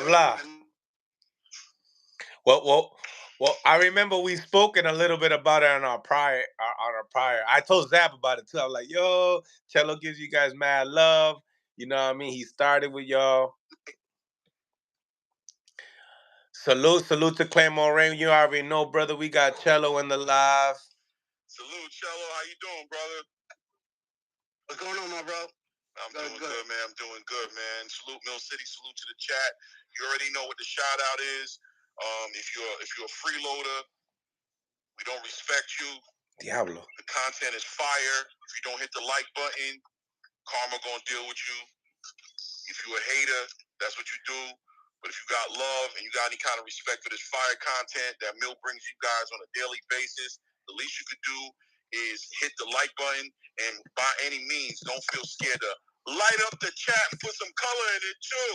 Salute. So you already know we got Cello, the coach of Edwin De Los Santos, and you know I already asked him, guys, so don't ask him the same question. He does hear the rumors saying that the fight might be moved because due to the location of it. So you guys could go right away and fire away the questions. Well, I mean, I don't have too many questions, Cello. You know what I mean? I know one way or the other the fight is already penned out, right? The fight is already penned out. It's going to happen, Rayo and De Los Santos. I mean, what are you expecting? I don't know. By the way, I just tapped in. I don't know what you've been talking about. Oh, okay. So I might ask the same question by accident. What are you expecting in this fight? We already know what the result was from the last fight, and De Los Santos was able to, ultimately stop Rayo. But we know that in and out, in and out. I'm not hearing good. In and out. I'm coming in and out. I'm not clear. Your voice is coming in and out. I'm sorry. Clear. Try it again. Go. Mic check. Mic check. Mic check. Can you hear him? It's going in and out. I can hear everybody. Try to do a short question. Maybe he'll get it. All right. And anything different for this fight? What are you expecting for the results of this fight? Any predictions on how this fight ends? It's not going 12, that's for sure. These two bangers up there, you know what I'm saying? Coming out, one of them coming from a phenomenal win, and the other one coming from not being active enough. They have something to prove, right? Rayo redeemed himself by losing to Colbert and winning. And Elvin got to redeem himself for the last fight that we didn't throw no punches, quote unquote. We had the situation with Shakur, so we there to show that we belong up there with the top. So 100%. Should be a great fight for the fans, man. 100%. A lot of people looking forward to this fight. So De Los Santos is coming into this fight with a little chip on his shoulder. He wants to do some redemption in this fight a little bit. Yes, sir. That makes sense. The last fight, when you guys fought, he kind of got buckled a little bit earlier, if I'm correct, right? A little bit earlier, he kind of got clipped a little bit. Was there anything that you guys did to tighten that up? Was that a mistake, or is that just a one-off thing? Have you guys prepared? That was a mistake. That was something we worked on, and sometimes you could take the horse to the river, but you can't make it drink the water. So it's one of those situations. Not to engage with him so early, and he went out there. He didn't listen. He traded with him, and he paid the price. Right. What do you guys expect? But then he redeemed himself like everybody. Rajo's coming. Right. Rajo's coming. Right. So. Right. Rajo's coming, and Rajo said the last time he was too relaxed, so I know he's gonna come a little quicker this time. But we there to adjust for whatever he brings. If he, want to start quick like he did with Colbert or whatever he brings, so we're gonna adjust as it goes. So. Right. I know Troy that Rayo was a W. Let's get Troy in here. That way he can ask a question too. Troy, what's going on? We got De Los Santos' coach, Cello. It's all good.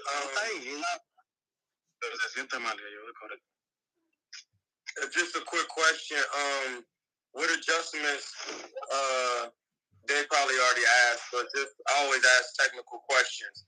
I've seen De Los Santos, man. He's a pretty good boxer, puncher. Excellent boxer, puncher. Got skills. He's slick. What are you going to do different with a stylistic matchup in this fight? When you go into new fights for camps, do you work on what your fighter needs to work on, or do you work on a game plan according to the opponent? I didn't get the question right because you're coming in and out also. So can you repeat that again? Short questions, so that way he can hear. All right. Are you working on something different from this fight than you guys did with any other previous fights? Or are you tailoring your style to the opponent? Yeah, we work on different ways to dissect a fighter. So we looked at his last fight and we saw a couple of other things that we could work on that we could get to him faster, and that they could be effective on his style. You know what I'm saying? That makes sense. Well, Cello. Being that he's not being. My I bad. can get something up real quick. Being that his footwork is decent. You know what I'm saying? He don't got good foot movement. So. Rayo? Those are little things you're gonna see. So I don't want to give everything up, but if you're a boxing analysis, and you know what I mean by that. So yeah. So are you saying Rayo has all right footwork? Or you talking about Rayo? Yes. Right. I was gonna actually ask you, what are some of the strengths? He's not a Shakur. He's not a Shakur or Boots, or you know what I'm saying? Right. He's not moving around like that. What are some of the strengths that you guys recognized in Rayo when you guys fought him? Like, what are some of the things that you like? Okay, he's strong in this area. We need to be aware of this about him. He broke up again, man. What are Rayo's strong suits that you've seen in him? And when y'all last fought him? When we last fought him, that his confidence was up the ceiling, up the walls. They say that hard work beats talent. He's a hard worker, so talent, okay, but he's more of a hard worker. He's dedicated to the sport. He comes to fight. He brings it. He's Mexican. These guys are tough, and I see a little skills here and there, but there's nothing special. You know what I'm saying? It's like he's a good, hello fighter, but he's more of a hard worker than natural talent. So when you speak upon hard working and like you, that makes sense to you.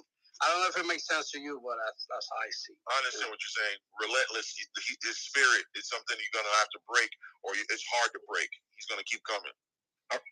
Correct. That's yes. That's the way to put it also. So, yeah. What in your behalf?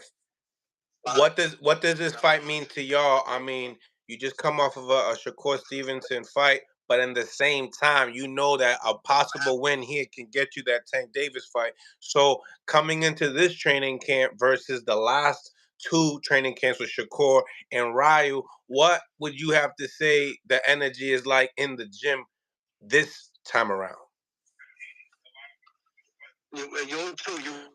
My long ass question. You know what? What was that? No, I'm trying to call Edwin up. I'm trying to call Edwin to come down. Oh, okay. Nevertheless, Cello, man, I appreciate you for tapping in. Always, great having you on. I love it. Appreciate you. I'm not gonna take no more time away from you because I know you got some training. Unless you guys have any other questions for Cello. No questions, man. Good luck. I think it's gonna be one of the best fights on the card. So I'm looking forward to seeing that fight in particular. I know what kind of performance you guys can Get you deliver. back on, I think Troy. When you have the right dance partner, you guys have great fights, and I think you got a good dance partner in Rayo. So I think De Los Santos has an opportunity to shine. Yes, it does. Yes, we're gonna show us in a fluke, and see if we could repeat what we did the first time. So. 100%. 100%. Don't go to the bathroom. Don't blink. Don't go to the bathroom. We're gonna be right there on time. That's one of the fights I'm gonna make sure. Like what? I'm gonna sit down for that one. Sit still. Yes. I'll be fireworks that night. Yes, sir. Well, appreciate you for tapping in, Cello. To the next time. All right, guys. A la próxima. Good luck. Take care. Peace. I love it. You got it, bro. Later. Salute to Coach Cello, ladies and gentlemen. Salute. My live is going like weirdo right now. Because he couldn't hear. I thought it was me. I was kind of happy to see that everybody. Nah, but like people are coming off, and I'm not even taking them off. Like they took Troy off, and they took him off. I don't like. Oh my god.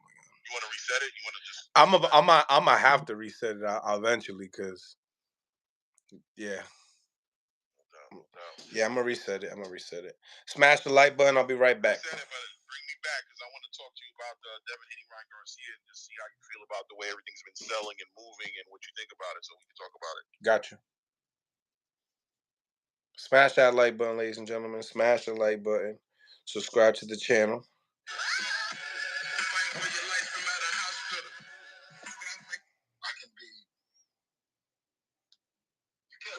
I don't want to be held to that same kind of standard. I want to be able to come on here and tell, let me see, who is this? Erica Carranza, you are sick. Is that Eric? Eric S. Carranza? It's just amazing to me that these guys that come on my page that just don't go on YouPorn or Pornhub or one of those places that they can look at sexually deviant stuff or looking for other stuff. You know what I mean? They're just out trolling, just looking for Diddy. They just looking for anybody on Diddy and Diddy. Man, them people is crazy. So Eric came out. You can watch them. They come out all the time on this motherfucker. They come out like a motherfucker. I can imagine. So you say that you basically say the things that Devin can't really say. You speak. Well, I'm saying it's the things that traditionally someone would say, oh, well, Dev needs to be concentrating on his fight right now, or Devin needs to be doing this right now. So me, I got time. You know what I'm saying? Right. I got time. That pays me well. I take care of my kids. I make sure that my kids get off to school, and one gets off to tennis, and then I just come on here and I just cook their ass, Marco. I see. You got a career in stand-up. I'll tell you that. Yeah, well, listen, if they don't sit down, then I'm going to definitely stand up. You know what I'm talking about? Yeah. If they don't sit their ass down, then I will stand up. You be doing a lot. Yeah, well, it's an unlimited supply of trolling in boxing. So you're gonna stay busy. Absolutely, King. Absolutely. Listen, and happily so. And like I say Kirsten up in here, one of my dear friends and brothers in here. This only inspires the real cats to do what they know to do is right. Because you think, oh yeah, when you're going legit and you're boxing, and I'm gonna stand back and just let the big three let them do their job. No, no, we ain't standing shit. I'll tell you one thing, we're going to stand and stay on their helmets just like we supposed to, just like a real Oakland guy would do. Now, I'm not saying anywhere around the United States, but you got to understand, Marco, in Oakland, we don't have Crips and Bloods. What city are you from? New York City. Hell's Kitchen. New York City? Yeah. Have you ever heard of Crips and Bloods in New York City? Nah, I mean, I think they have them, but when I'm in the 80s and 90s, I was coming up, that wasn't a thing. But on the news, do you ever hear about them having them there now? Yeah. Well, we don't have them in Oakland. No. What you got? And what you got? What do you mean? What we got? You got the shit that we got our own shit that we got the shit that we've been having for years and years and years. Oh. Ain't no Crips and Bloods in Northern California. They know that. Because we don't follow people. We know that the shit started in Los Angeles, and Oakland niggas and Northern California niggas in particular, Bay Area niggas, we don't follow people. So that's why you would see us own our own company. You'll see us kind of standing alone, being independent, because it's the Bay way. It's the way that real Oakland guys do it. San Francisco, Richmond, Vallejo. It's independence up there. My mom was a Black Panther. Oh. In the 60s. Yeah, she was a Black Panther in the 60s. So, we're not just quick to, fall victim to that other stuff. You told me. I didn't know that there was no Bloods and Crips in Northern Cali. No. It was all over California. No, everybody else, they might be getting pressed. So that's why it's a difference. I have a whole different mindset about who we are and what we got doing based on the way that I was raised. Okay. And then you pass that along to Dev, right? Absolutely. He's no Crip or he's no Blood either. No. And one thing I hate that I've heard about him, because I guess he was homeschooled, right? Dev was? Oh, absolutely. That annoys me that people think that somebody who's homeschooled can't fight. That's the stupidest thing I've ever heard. Oh, listen, when you're homeschooled and you're homeschooled in a house that believes that you need to be prepared for each and anything and everything, I think sometimes Mark will be doing pull-ups on people's shit. Going to a traditional school where parents don't have the time to homeschool, so he misses out. A kid or a son or a daughter might miss out on the opportunity to learn valuable lessons. By Devin, being homeschooled, I think it was to his advantage. Just having a father, in the house to make sure that, he gets those jewels and those gems. Right. And yeah, I just hate the narrative that because you were homeschooled, you somehow aren't tough or can't learn how to fight. I mean, that's so ridiculous. The two have nothing to do with each other. It's just as false as the narrative that because your mom used crack, that makes you a tough guy. That just means that you're a crack baby. You know what I mean? That's all that means. No, it's the truth. No, It's the truth. it is. You talking shit about Tank, Everybody, like always. mom that used crack or dad that used crack, you know, that That's doesn't just mean crazy, man. I don't know why he does or that. that your story is anything different.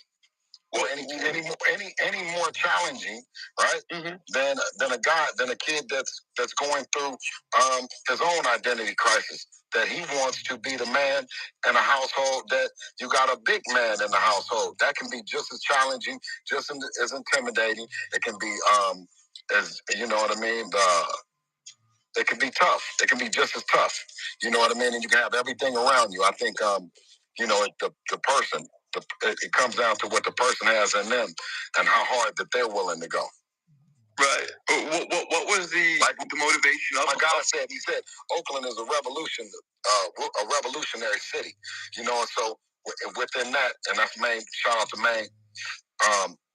Within that, that's why we can identify more as revolutionaries. We're taking a revolutionary stand in boxing that before us, Marco, before us, who had did what we've done, me and Devin and I. In terms of what? Coming out of Mexico, doing it just the way we did it, independent. Yeah, I can't think of too many people. Right. Yeah. No, definitely not any African American or black fathers or sons, right? Right. No, because when you tell them, Marco, they was telling us that we couldn't do it. They've been telling every other black father he had to come in and kiss some ass. You guys, yeah, that's true. And you kind of just built yourself up, you know, grassroots. And listen, and I think that's something that Marco, ask tough questions, Marco. Another mother is going to look back and going to say, well, if Bill and Devin can do it, then why we can talk do to it. Bill? And up until then, you're not going to ask some questions. That couldn't be said. So that was one of the driving forces that have continued to drive us to do what we're doing. You're doing a great job, man. And I said this already, but I'll say it again. You're very smart, very smart. I know one thing about you is there's definitely a method to the madness. You know what you're doing. You're doing it very well. Everything's strategic. See, seeing the smile, you know. I'm smiling because I appreciate the compliment.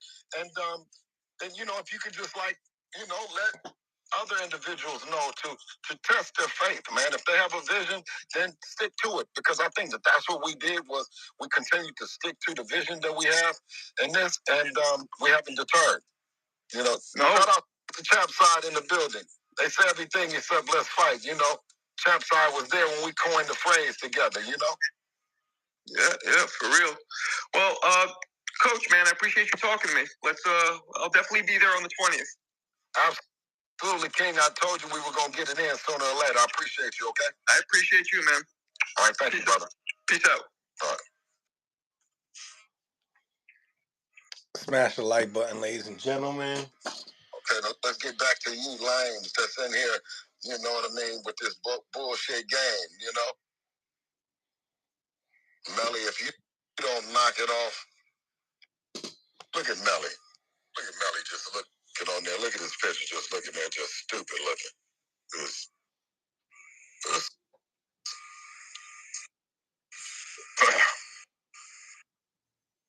Melly just on here. Look at you.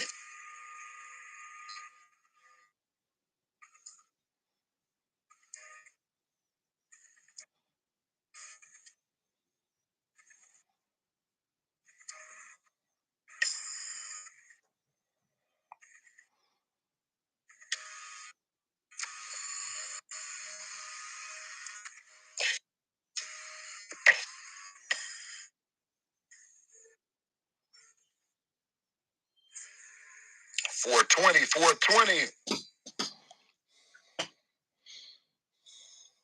20. Hey, 16 days, man. This shit coming quickly. Hey, man, didn't it come quick? We was just over there in front of the hotel. Smash that like button, ladies and gentlemen.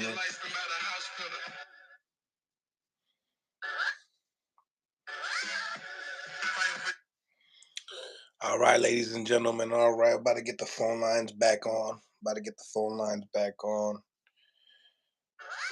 we gotta entertain the bull. Looks like Boston Butcher's press conference here. Not bad. Nice to see. Nice to see. They're growing. They're growing. I'd like to continue that. Outside boxing. Salute to everybody on the live as well. I mean, we out here. I'm just over here checking out messages. I shouldn't even be doing that right now, but sorry about that. Let's get into phone lines. Let's get into the phone lines, ladies and gentlemen. Sorry about that. All right, phone lines are now open, ladies and gentlemen. Phone lines are now open. Hamza in the building. What's going on? Mira, que te calles, oíste, con ese gordo. Hablando gordo. Come over here and chop it up with me. I'm about to cook you. Let's go. Subscribe to No City Boxing on YouTube. What's going on, Bobby? Claremore, what's goody? Bobby, what it do? Hamza, stop talking that smack and come over here and hit that like button. Stop playing with me. Hamza, my man Claremore Rain. What's good, family? What's good? What's good? Am I coming in clear? You're clean. No doubt, no doubt. I just had to. I seen Bill on the live, so I just had to show the viewers his live. Yeah, I was on it too. I was watching, and I saw Tony the closer was just up there. And, they talking they talking what they talk about. Right. They're not talking about nothing. They ain't talking about nothing. Exactly. Right. Ain't talking about nothing. Yeah, man. So we're like what? How far out are we right now? We're about 16 days, 15 days out from the fight. From the fight, yeah. The 4th, we're 16 days out, right? So. Barclays Center seats aren't moving like everybody thought they would move. They had that first great day where it was like 10,000 seats went and moved, but it seems like it's been kind of stagnant since then. And now, 16 days out, the price for the pay-per-view comes out. It's $80. Everybody's like, what the hell? And then they put out the undercard, and you're like, that's even a more what the hell, right? So at this point, Speak up on the undercard. Right. I don't know how you feel about it. We got Arnold Barbosa versus Sean McComb. We got what Bekmir Milikuziv versus Pierre DeBomb. I don't even know. Well, that's back to Bully, right? Yeah. Then you got John Scrappy Ramirez. I think that's gonna be a good fight. Watching him. I like Scrappy. That's my boy. He's fighting against David Jimenez. I don't think that's that impressive. I think that's a fight for Scrappy to shine on and do his thing. Watch out for Jimenez, not dirty, but good fight. And then Charles Conwell versus Daniel Gallimore, which it could be an entertaining fight. Both of them, stylistically speaking, could be an entertaining fight. But once again, I just went down that list and nothing sticks out. On that list to say, oh man, I'm trying to really see this fight. Even Arnold Barbosa's opponent is lackluster. Is really not all that. So the question has to come in $80 pay-per-view. Seats aren't selling that way in the Barclay as of right now. What are we foreseeing? Is this going to be a shit show? Is it going to fail, or do you think the pay-per-view numbers will catch up to the hype just between Devin and Ryan fighting alone? Will catch up and help them out. Shout out to Hamza. Hamza, can you put that on mute, please? You have your background is loud. Salute to you, though, Hamza. Nevertheless, coming into what you were speaking about, I spoke to Zab Judah about this yesterday. I said, yo, bro, you from New York. They need some help on the promo. What are you doing? Why aren't we going crazy? But it seems to me that people are like, they just think that about the pay-per-view, like the pay-per-view, and no one's talking about the gate like you're talking about the gate. You know what I'm saying? I did. Zap did say that New Yorkers are very late to purchase tickets. They're like, but I know this is a huge event. It's the big room, so you can't use those type of excuses thinking that you're gonna pull in 15,000 people, and that night that didn't buy a ticket. So you're right. I don't know if it's gonna be a shit show, but I'm very curious. Right. I mean, it does look weird, and I respect Zab Judah's perspective on how New Yorkers are per se. But I do think that we have to remember that you guys putting out the undercard this late probably has something to do with it. People don't want to come to a fight not knowing who's going to be on the card. You know what I mean? And also, um, you know, Ryan Garcia, you have to ask yourself if the antics and everything he was doing, did it take away from the value of the fight, the competitiveness of the fight? Do people believe that, Ryan Garcia is going to be in his best form? And, when you look at the odd makers, for example, like they got Devin winning this fight like large margin, right? So it doesn't look like it, people don't think it's going to be that competitive. Who wants to spend Barkley money, New York traffic, New York parking, New York antics to see a fight that they already know who's going to win? I don't know. Ladies and gentlemen, let me tell you something. Salute to Gervonta Tank Davis's team. They had an opportunity to get that win and not deal with this type of bullshit today. Salute to Gervonta Tank Davis being the first to take that O away from Ryan Garcia. And it seems to me that Ryan probably won't see pay-per-view numbers like that ever. And then on top of the fact that, like Claymore was saying, the antics and stuff, on top of the fact that the seats, the pricing. The overall card itself is not really very overwhelming to make people even really want to buy it. So, Hamza, dig in on this conversation. Do you think it's a collective thing all the way around? Like, why this could be it seems like there's a numerous of reasons why this could fail. The antics, ticket sales, no belief because the Vegas line is so spread. I don't think we could blame just one thing, guys. No, I think it's a combination of multiple of things, right? And the question has to come up: what are they going to do to counter what's happening? What's the game plan to counter this? Is there, like you said, promotion? Where's the marketing? Where's the big commercials? Where's the selling of the fight? Where's the gloves are off, the full access? You know what I'm saying? Version of what's going on in both camps. Where did Ryan go? Where's Ryan at? Where's Ryan? He was here. I don't see him no more. You know what I'm saying? I don't see him pushing the fight. I mean, I see him posting something every now and then on Instagram, or he might post a little video. But where's the promotion? Where he's the one who called out for this fight to sell 1.5 to 2 million in the face-off, right? So what is he doing to make that happen? Devin, you know what I'm saying? He's not really known for promoting the fights like that. I mean, he had a good go at it with the Regis Prograis fight. There was decent promotion there, but what are they doing to counter? They got to hear what we're talking about. They got to hear the conversations in the street. They got to see the sales that aren't, I don't believe that they're operating or subscribing to what Zab Judah said as far as, they're late, they're going to come around. I don't think you can afford to think like that. You want them tickets to sell. You want people to really get into it. And Devin himself put out a statement saying, buy tickets, right? So that's letting you know that he feels like there's something, weird about the energy around this fight. So, I don't know, bro. I think it's. I mean, I'm gonna watch it regardless because that's what we do. We watch boxing, so we're gonna watch the fight. You ain't gotta worry about us. We gonna watch it. You know what I'm saying? But 1 million people. But how are we gonna watch it?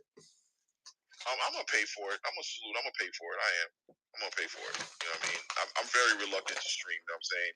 Because streaming services, not for nothing, sometimes they freeze up on you, and you got to go to another one. Sometimes it's just a hassle. I just spend $80. I have to act like I got it like that. But that's how my girl is too. She don't like playing with that. Bro, I like it to be smooth, just watching the fight, enjoying it. I don't want to be frozen out or back. I hate that too. My friends are watching. I'm like delayed behind it, delayed. Yeah. They already talking about a big punch that had already happened. You waiting on it and shit. Right. Ruin the whole experience. Nah, and then I do commentary with a friend, and they're ahead of me, and they're like, "Oh!" and I'm like, "Damn!" I'm like 30 seconds off. Right. What do you guys think about Devin Haney's run on 140 now? Right, he changed it. You remember when you had Bill on here? I had asked him. You remember when you remember I was on here when you had Bill on that time? That time with that weird show, the show that kind of went weird on you. And I asked. You mean when I got blackmailed and shit? something like that, right? I don't want to, but the weird one, the weird show. You know what I'm saying?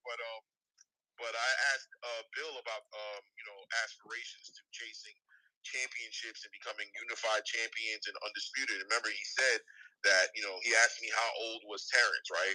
How old was Terrence when he did? I said, he's like 36 years old. He's like, yeah, so Devin has time, right? That was his whole point. That Devin has time to do that, and right now it's going to be legacy time for Devin, and he's going to be chasing the biggest fights and the biggest money he can get. Then all of a sudden, Devin comes out of this last little pressure media workout that they had, and he says, I'm chasing down Surreal, I'm chasing down Tio, I'm chasing down undisputed in the 140 weight class division, which as a boxing fan, I was excited to hear that. I like to hear stuff like that, right? I like to see fighters get on that mission. But my question is, what changed the game plan? What changed the trajectory of what y'all said y'all was going to do? What did you hear that I didn't hear, or how are you feeling about it? I'm wondering, did you take anything from that? Did you take anything away from that? I think from Devin Haney perspective, I think he's looking at it as, well, all the dudes that are ahead of me on the pound for pound list outside of maybe Canelo is 2-time undisputed. Right. Or about to be, or possibly 2-time undisputed. Usyk could possibly be 2-time undisputed versus Fury. But all of these dudes have done it over 30 years old. Right. So if Devin was to do it, he would be probably under 27 or 28, which would kind of cement him in a different category, because he would be the first 2-time undisputed to do it in his prime. Not saying that in a way and Bud aren't in their primes, but they're obviously further off in their careers. Yeah, Dev's not even in his prime yet. Which is crazy to say. Yeah. Yeah. Right. So I think from Devin Haney perspective, it's like, shit, I'm gonna be able to do something that really no one is. Yeah, you see how Dream said Devin Haney and Zap popped up. Zab's in the building. You see how Dream said Devin Haney and just Zap just popped out of nowhere. This should be happening all the time. What's up, Zap? Zap, for sure.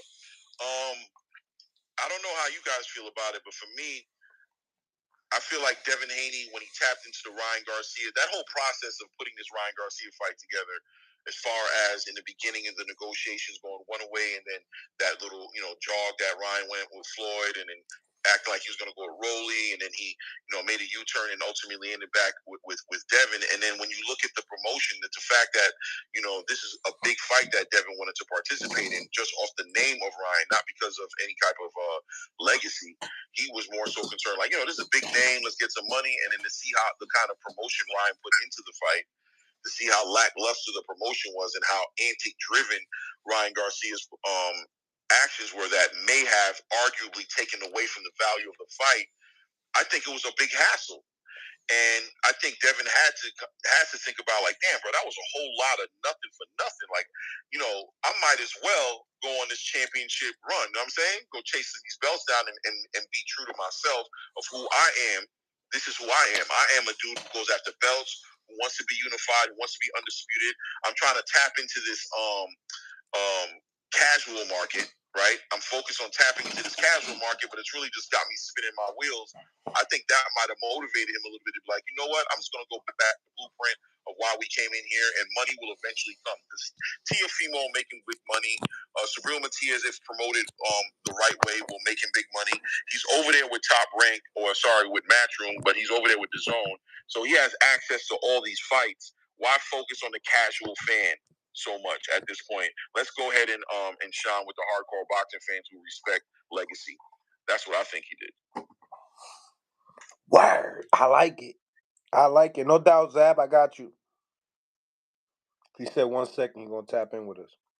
Oh, yeah, definitely. I know on this topic, he's definitely going to make sure he comes in and puts clarity and the proper perspective, you know what I'm saying, on the topic, for sure. We'll talk about New York, selling out that big room, you know what I mean? He knows a little something about that. Exactly. A little something, for sure. A little something about his backyard, right? Yeah, for sure. I have to think he does, But yeah, man, I think I don't know, man. I think I think Devin just needs to stick to who he is, man. And I think all these things that happen with Ryan is not him. You know what I mean? He's going to bring that skill set to it, but I think it's a lot of antics. Salute, champ. Salute. Salute. What's up, my guys? Doing good, brother. How you doing, family? You know, smooth. Staying out the way. No doubt. No doubt. No, I'm happy that you were able to tap into this because I think you have some personal introspective, you know what I'm saying, on this topic. And my question was, you would know better than anybody, what motivated Devin to decide to get back on the legacy track, right? Like to get away from, he seems like he wants to be undisputed again and he wants to chase down these champions where, Bill pretty much was like, he's chasing the biggest money he can get. Did something happen, do you think, that made him like refocus back on who he is, in my opinion? I mean, I haven't had a conversation with Devin about this situation, or I haven't heard him elaborate on the situation. But from my assumptions, is what I'm thinking. Just me knowing, pugilist energy and how champions think. I just think that he just looked at a situation where he just like, the more you train, the more confident you get. He just said that, all right, now I'm ready. I think I could put everything together over here where I'm at too, but now I'm up here. See, it's different when you wishing upon something and when you have something that you're working forward to. You know what I'm saying? Meaning when you're in the division, when you got it and it's yours and you're working towards it and there's a goal that you set, you're trying to accomplish, it's different than sitting back going, well, I wish, I had a Bentley. I wish I had a Rolls Royce.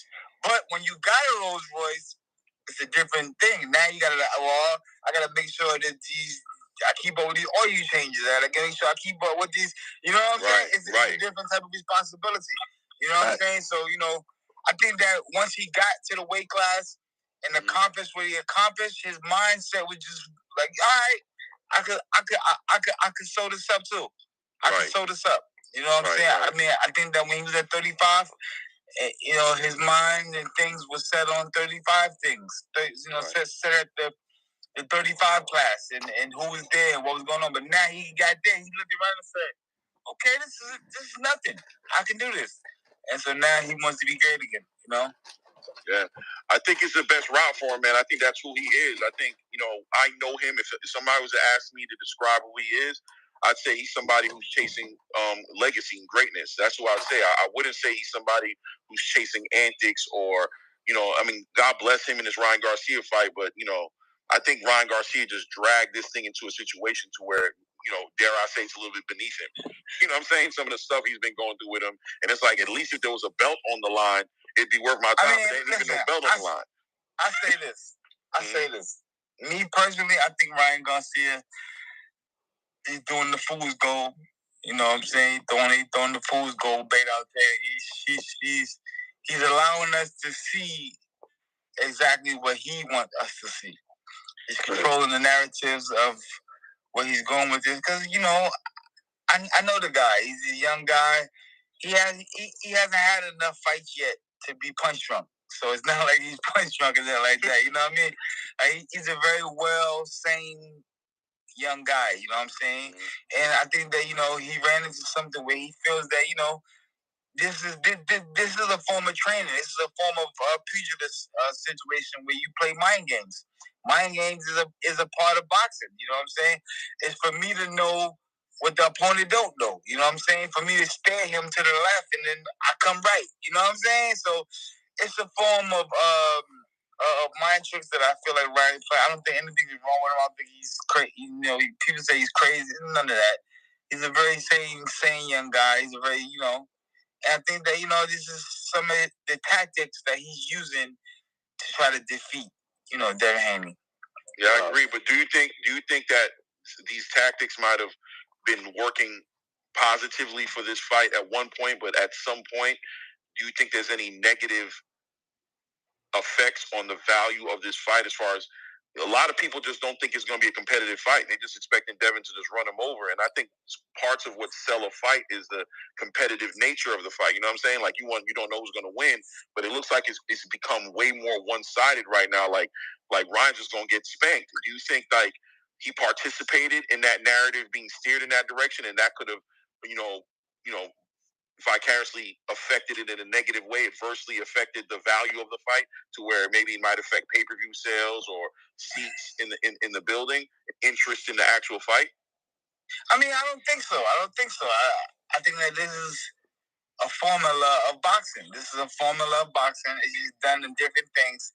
It's just coming out because it's Ryan Garcia, and this is the first time we've seen him use this kind of formula, being the kind of guy that he is. You know what I'm saying? People didn't expect this kind of formula from him this early in his career. You know what I'm saying? I mean, this is more of a older tactic.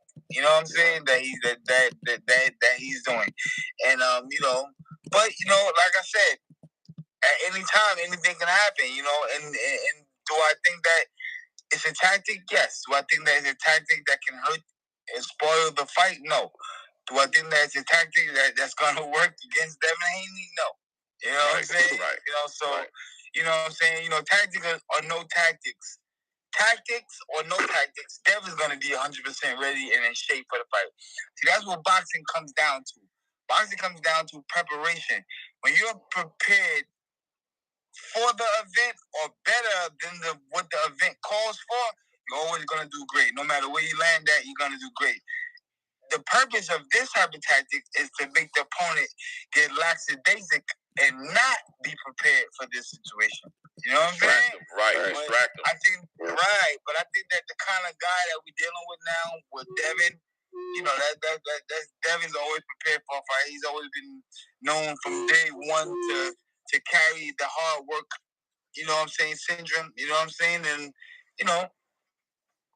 hey, it is what it is. Hey, Jab, I just was talking to them about it before you hopped on, but how much of it do you think it is for, obviously Devin legacy-wise, the dudes that we consider, I guess, ahead of him on the pound for pound list, 3 of the 4 of them obviously is two-time 2 of the 4 is two-time undisputed. 3, possibly 3 of the 4 could be. And but they all did it over the age of 30 years old. And Devin is looking at it maybe possibly like, well, if I do it and I do it not even in my prime, where would they put me? No, I don't think he's reacting like that. I think Devin he's a young guy with great talent, and he's reacting according to his timeline. I don't think that he's in competition with anyone. I don't think that, you know what I'm saying, that's not the energy he gives us. He's not in competition with anyone. He's in competition with himself. And that's just to be the best version of Devin Haney that Devin Haney could be. I think that that's what he's doing. I don't think that he's trying to mimic or be better than or none of that. It's just that, he's breaking records unknowingly. Right. It just so happened if that happened, then so be it. I get it.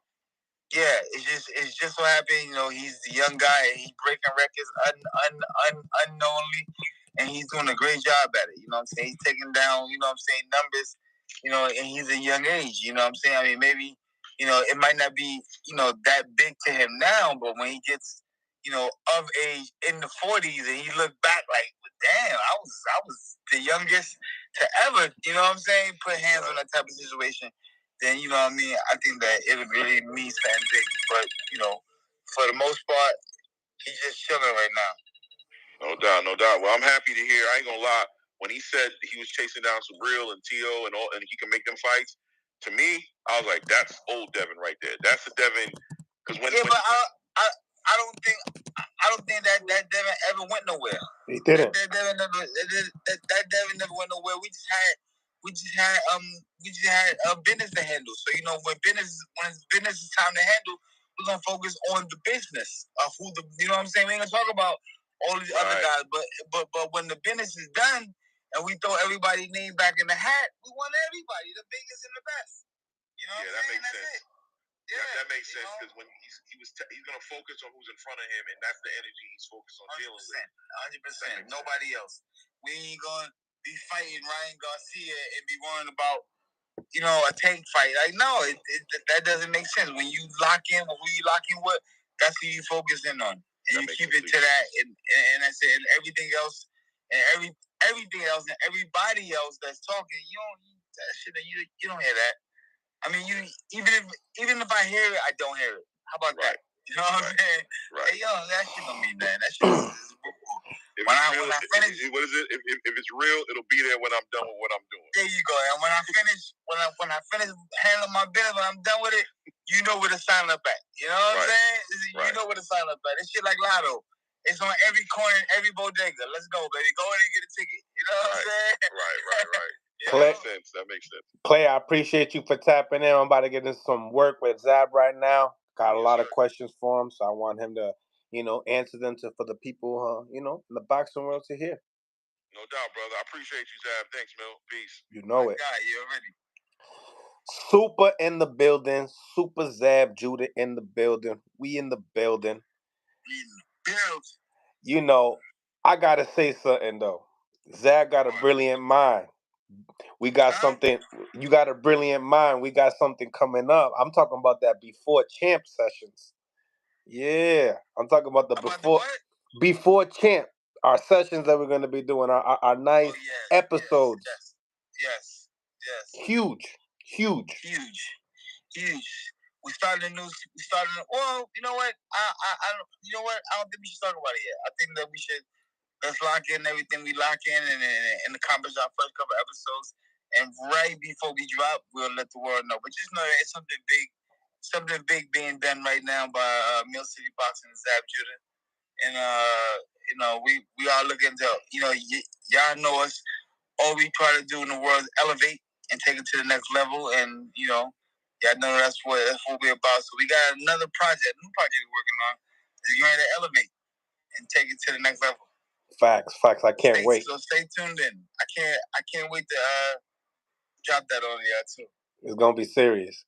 So, getting into some of the boxing talk. The only reason why I did that like that because there's so many thieves out here and so many non-people with original ideas and things like that. So they try to capitalize. You know what I'm saying? So. Some people just know how to take. You know what I'm saying? Yeah, you know what I'm saying? Some people just know how to set the mood. You know what I'm saying? Just say it like that. Some people know how to set the mood on time and keep it funky, fresh. And then some people are like, I don't know how to set the mood, so I'm just going to keep my ear out. And when I hear the mood that I like, I'm going to just steal it. Why? Because I can do that. You know what I mean? And that's corny. So stay tuned for that. I'm not even going to mention the name again. So let's get into some of the topics of last week.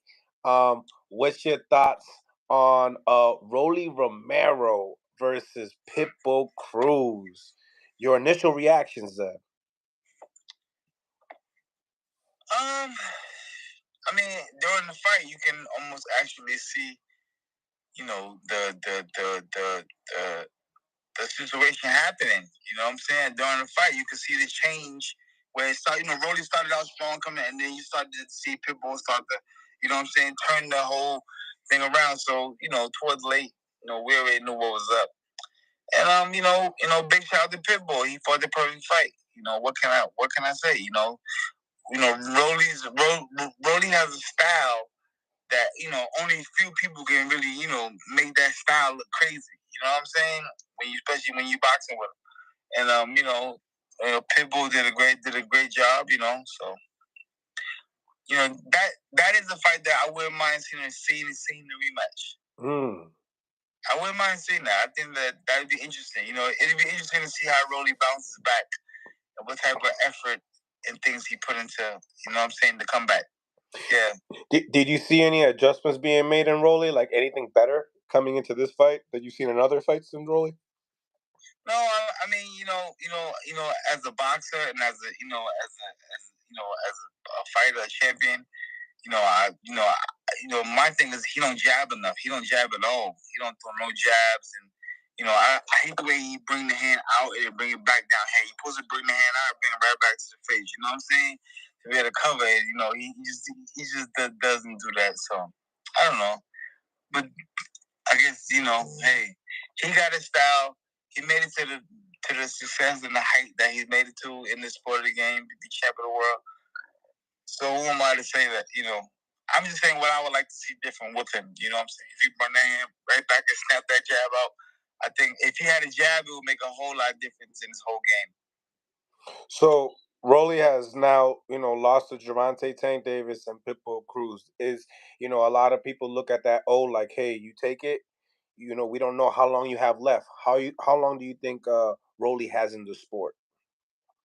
I mean, he's a fairly young, younger guy. So he got, how old is he? Like what? He's young. Young. He's a young guy. You know what I mean? So he got time to come back, and he got heart.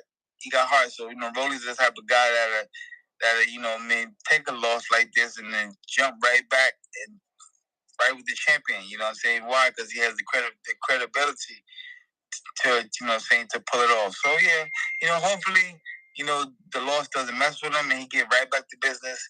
He get right back in the gym, put it back together, and let's go make it happen again. Who would you like to see him fight next?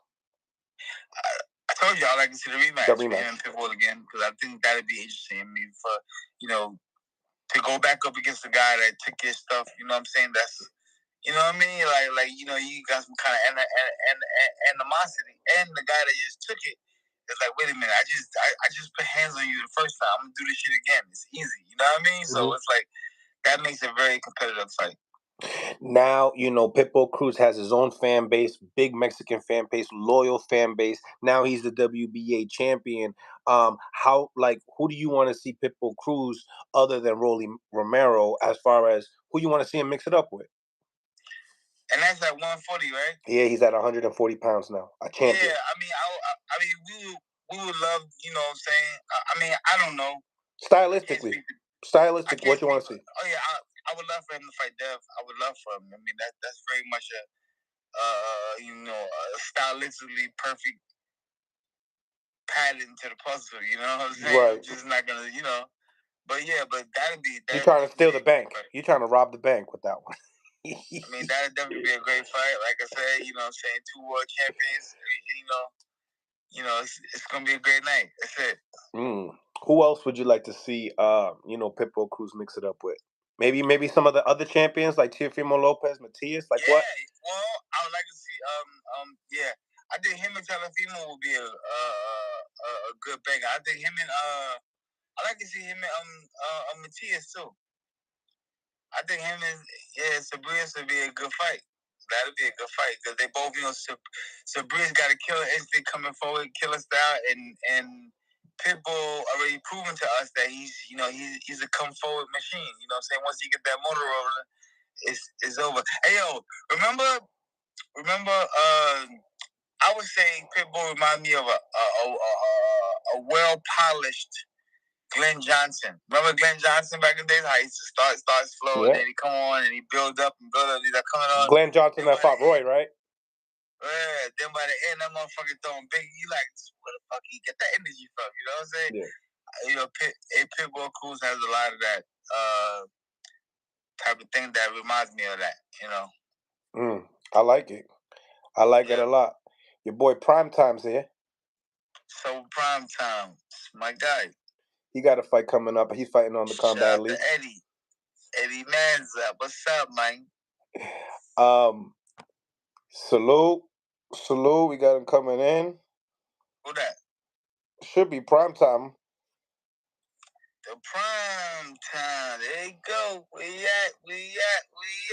You got the crazy signal. He probably driving. He got a fight coming up too, right? Yeah, on the Combat League. Oh, okay. He fighting somebody. Oh, yeah. Get him up here. I gotta ask him a question. See, he loading up right now. Oh, he out of here. Oh, he out of there. He said, they gonna ask me a question? I'm out of there. No questions. Yo, so now coming into that main event with Sebastian Fundora and Tim Tszyu, what's your thoughts on the fight? Were you happy? Was it entertaining? Very much so. Very much a throwback fight. Very much, this is how boxing, I'm not saying everybody should be bleeding and busted and cut and that. No, I'm not saying that. I just like the way when fighters fight. See that? They fighting. They in there, they fighting. Them boys is fighting. You know what I mean? So, that was good. That was some good classic boxing. You know what I mean? No matter what, you can go back and watch those fights on repeat any day and be like, woof, woof. They shout out to Tim Tszyu and him and his family because, I mean, he lost a lot of blood in that fight. Lot of blood in that fight. So, do you feel like the corner made the right decision as far as letting him play? And there's a lot of people that are speaking upon. I mean, like I said, a lot of that comes down to relationships. You know what I'm saying? Sometimes certain people have relationships with, like, people that supposedly know them. You know what I'm saying? And they feel like, you know, this my boy, I know him, he can endure this. You know what I'm saying? So, you know, and that's what having a good, responsible team member in there as the lead trainer to know. They gotta know this type of thing, boy. You know, he getting beat up. Is he a tough kid or what? You know what I'm saying? Can he? Hey, yo, Eddie, send a request. Bring my boy Eddie. If you see Eddie Manza, bring him up. I got you. It's my guy, Eddie. No crazy shit, Eddie. No crazy shit, Eddie.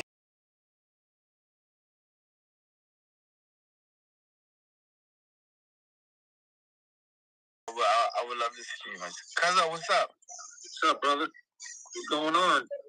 What's up, brother? Hold on, let me just turn this around here. Hang on. Welcome to the 1 second, Tab. Welcome to the channel.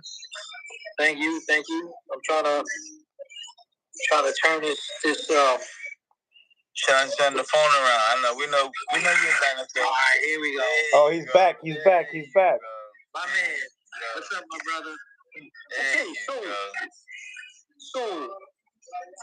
let's talk about, what are we going to talk about here today, fellas? We talking about no, you don't. We're talking about boxing. Right, we're talking about boxing. So I want to talk about Bill Haney. Talk. I want to talk about Mr. William Haney. Yeah. Okay, so guy talks a lot of crap as if he's fighting when his son's the champ, when his son's the fighter. I think he's a little bit ahead of himself. I think he's very disrespectful.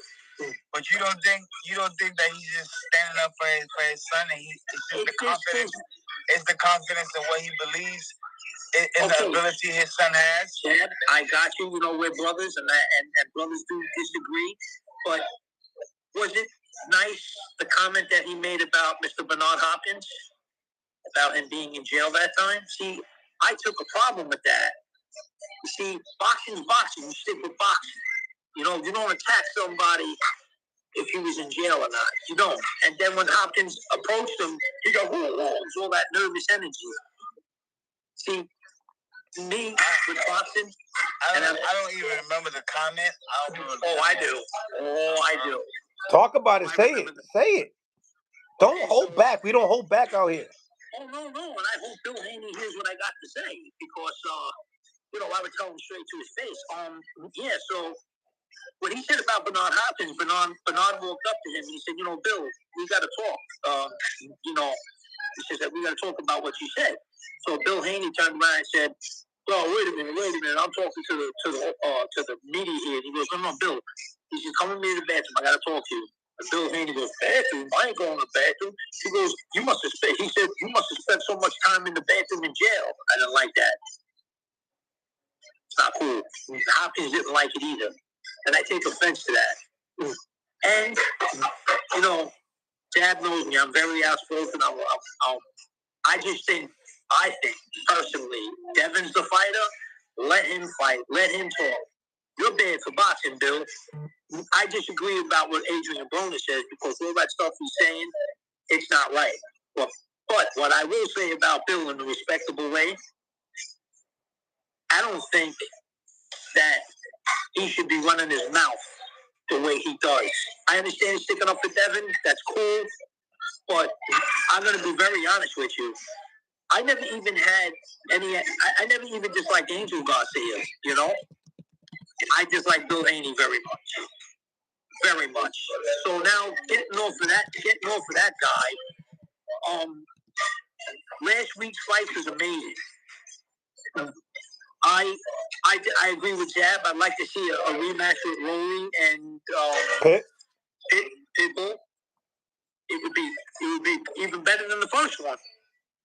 And I think Rolly comes in a little bit more prepared because I think that Rolly really wasn't expecting this kind of Pitbull because remember the fight that Pitbull had before this one? He really should have lost that fight against a Golden Boy fighter. I think Rolly expected this man, that version, to come in. So I think this time Rolly will be prepared more. Like Dad said, Rolly's got a ton of heart, and he can fight. He's a young guy, and so what? He lost his fight. He could be a 3-time world champion if he comes back and he really focuses. Tim Tszyu and Fondora. I gotta say, Dad, it was the best fight that I have seen in years. I mean, this was a blood-soaked war. I didn't expect it, But hats off to both men. To me, there wasn't a winner or a loser. I think Fondora got my respect. Tim Tszyu always had my respect, but he got it even more. I think Fondora is a fantastic fighter. I think Tim Tszyu is a fantastic fighter, and I look forward to see that rematch. I do. Absolutely. And I'm also looking forward to Beterbiev versus Bivol. That's going to be a barn burner.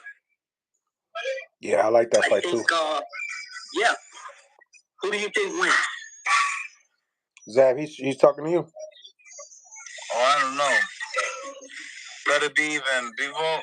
Yeah. Gonna make a good fight.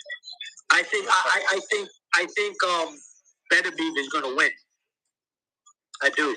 I just gotta watch both of them. Watch the tape of both of them, Yeah, I mean, and like I said, there's a lot of interesting fights coming up. Without a doubt, Garcia versus Haney is a very interesting fight. I think it's going to be a good fight. It's going to be, because there's a lot of bad blood there. You know what I'm saying? Big fight. Who do you think will win? I think Garcia is going to win. How? I think he's going to overwhelm Devin. You might think I'm crazy. With what? With his firepower. And I'm going to tell you this, bro. Everybody says that Vasily Lomachenko won that fight against Devin. I agree. Chad, I know that's your godson. You and I are brothers, though, for over 30-some-odd years. And you have voiced your opinion to me in the past about a lot of things, and I voiced my opinion to you. You know me, brother. I love you more than anything in this world. You are my brother. Your son is my godson. But I am going to tell you, it's not because I don't like Devin and Bill. It's because Garcia is a man on a mission that has something to prove, just like Devin. But I'm going to tell you this. I'm going with Garcia.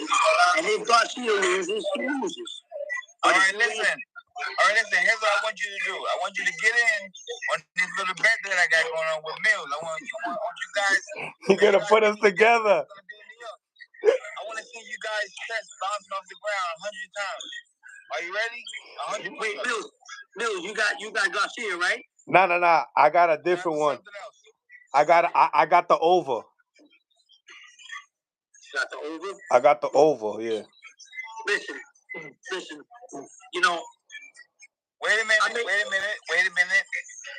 Wait, are you coming into Brooklyn for that fight? Yes, I'll be there. I might be going. Okay, when you come there, I want you to join Mill City, and you guys chest it, we bounce off the ground. If I could get a good beat, how you guys simultaneously bounce on. You're funny.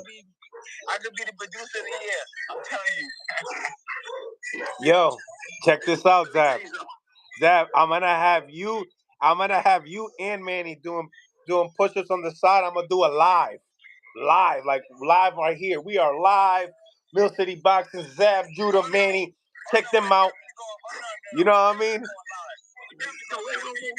We going live. I'm glad. See what we doing right now? You guys don't know. We having a and Mills.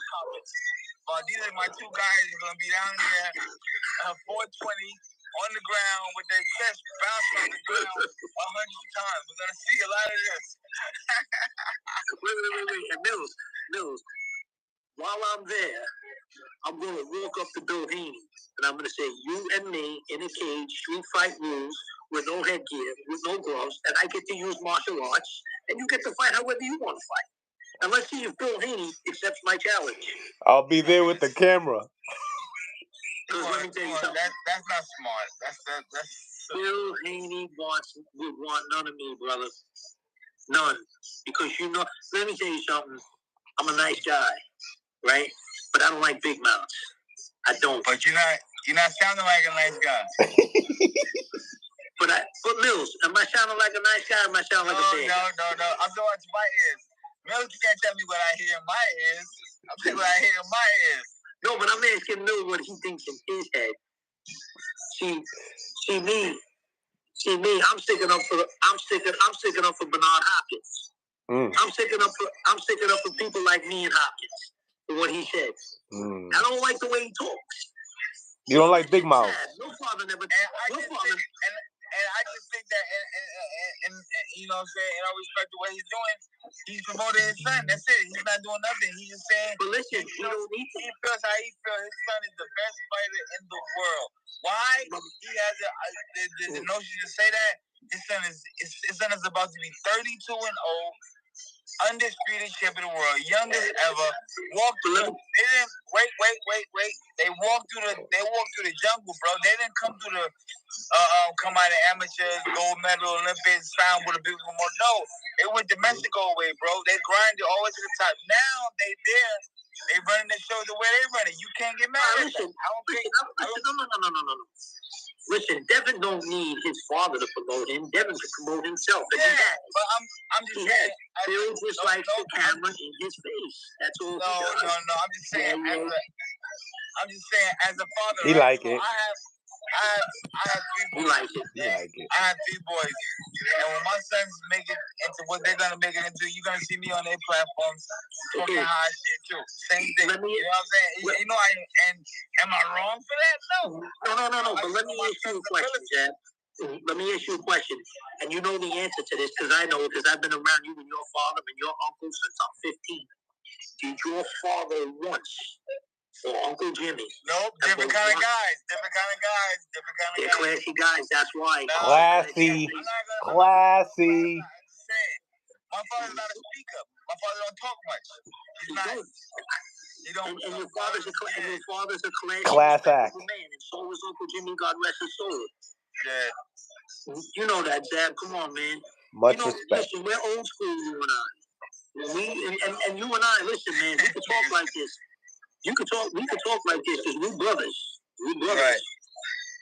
You know, and it's like, brother, I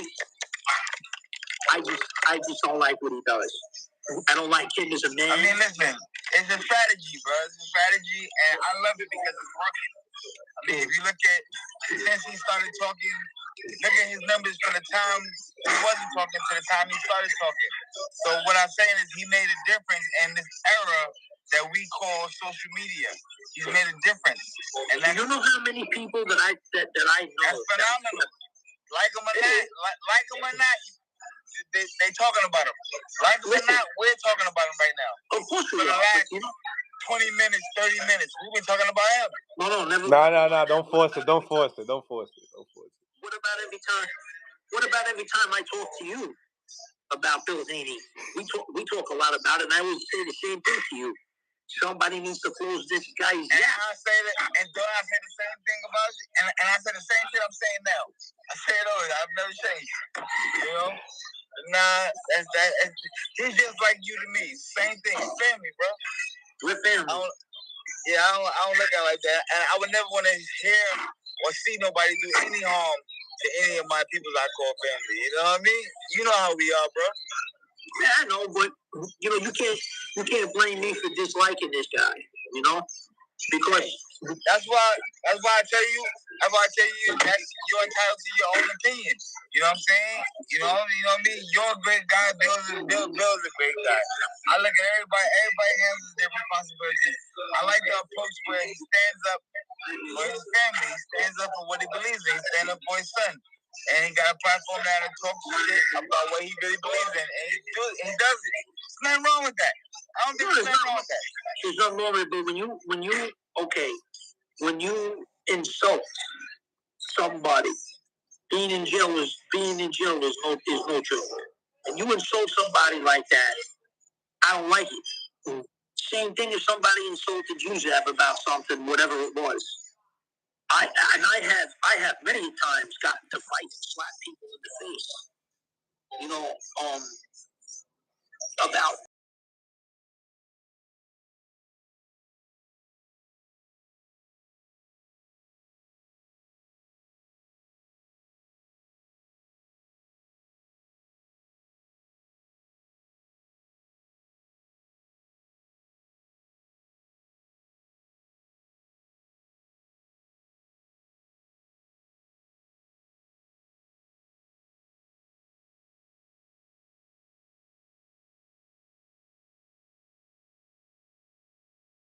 family with Bill and Devin, but my brother, Bill Haney's got to shut his mouth. Let Devin do the fighting.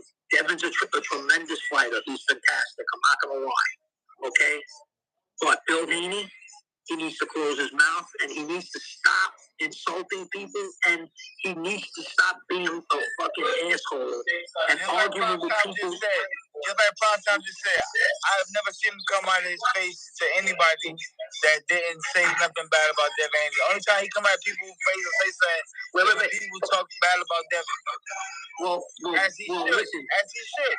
Listen, motherfucking father, as his father, of course. But Bernard Hopkins didn't say nothing bad. I can't give a fuck who it is. If it was whoever, I wouldn't give a fuck who it is. You know how I am, bro. Somebody said something about little Zab or the twins. Bro, I give a fuck who you think you are. We gonna go at it. Let's go. That's right. But listen, that's a different story, bro. I'm talking about. How is that? It's the same thing he's doing with his kid. But listen. I'm talking about the character that Bill Haney is, that he's really wrong. He's not. And I'm talking about as a man, he shouldn't act like that. He should be humble, and he should fucking just be behind his son and let his son do all the fighting and let his son get all the glory and shut his mouth. That's how I feel. You can't get mad at that, bro. I ain't saying nothing that ain't true. No matter who thinks that what I'm saying is wrong, I don't care. I speak it how it is. You know, everybody on here is watching probably saying, oh, this guy don't know what he's talking about. You know what? I do. I'm old school, like you, Zab, from the streets. I'm not, you know, I don't sugarcoat shit. Listen, like I said, if I say nothing bad about Devin, I think he's a fantastic fighter. He's got a bright future ahead of him. But you know what? Let him be the good guy like he was when he first came out. A lot of people hate the kid because of his father. I don't hate Devin. I don't. You hate Bill. Like Bill. Yeah, you know how many people say that? A lot of people say that. You know, look, Dad. He's loaded. You can sit here and tell me Rocky Marciano was the worst fighter in the world. You know what? I wouldn't argue with you. I'd say that's your opinion. A lot of people has opinions about a lot of things. But I'm just telling you as your brother. Okay? Because you're my family. I'm telling you how I feel.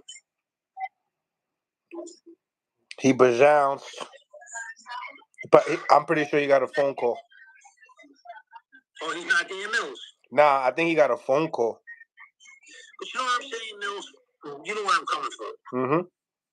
And I would, you know, I like to speak my mind on certain things. You know? If Bill Haney didn't say, you know what I mean? Bill Haney's arguing with what's his name, Adrian Broner. Why? You don't need to argue with him. Adrian Broner is irrelevant. Right.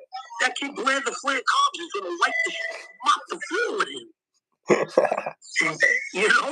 And I like Blair the Flair Cobbs because one of my favorite wrestlers is Ric Flair. You know, I mean, and it's cool. He pays homage to Ric Flair.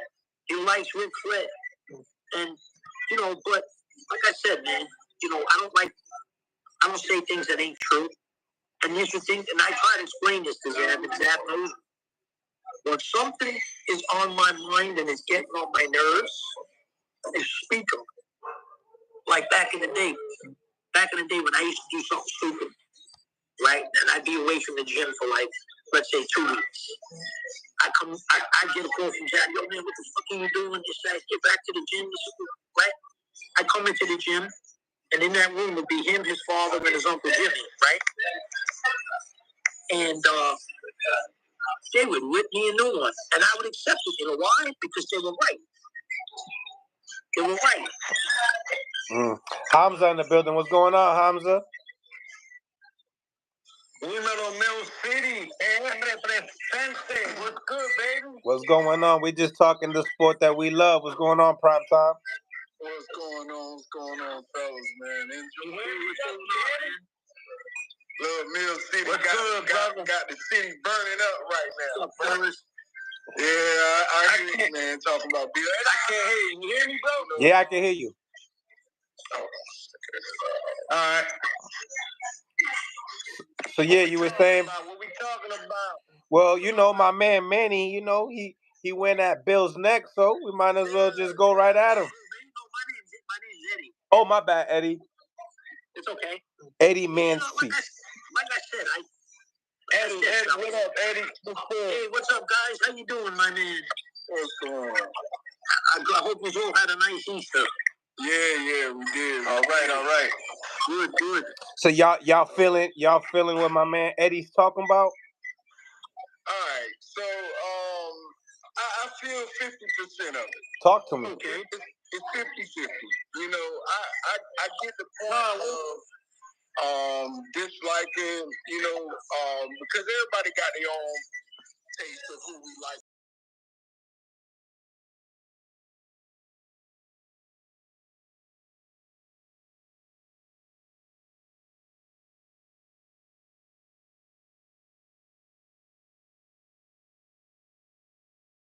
We all in a room together and that one person blurts out something and it pisses us off. It's like, come on, man.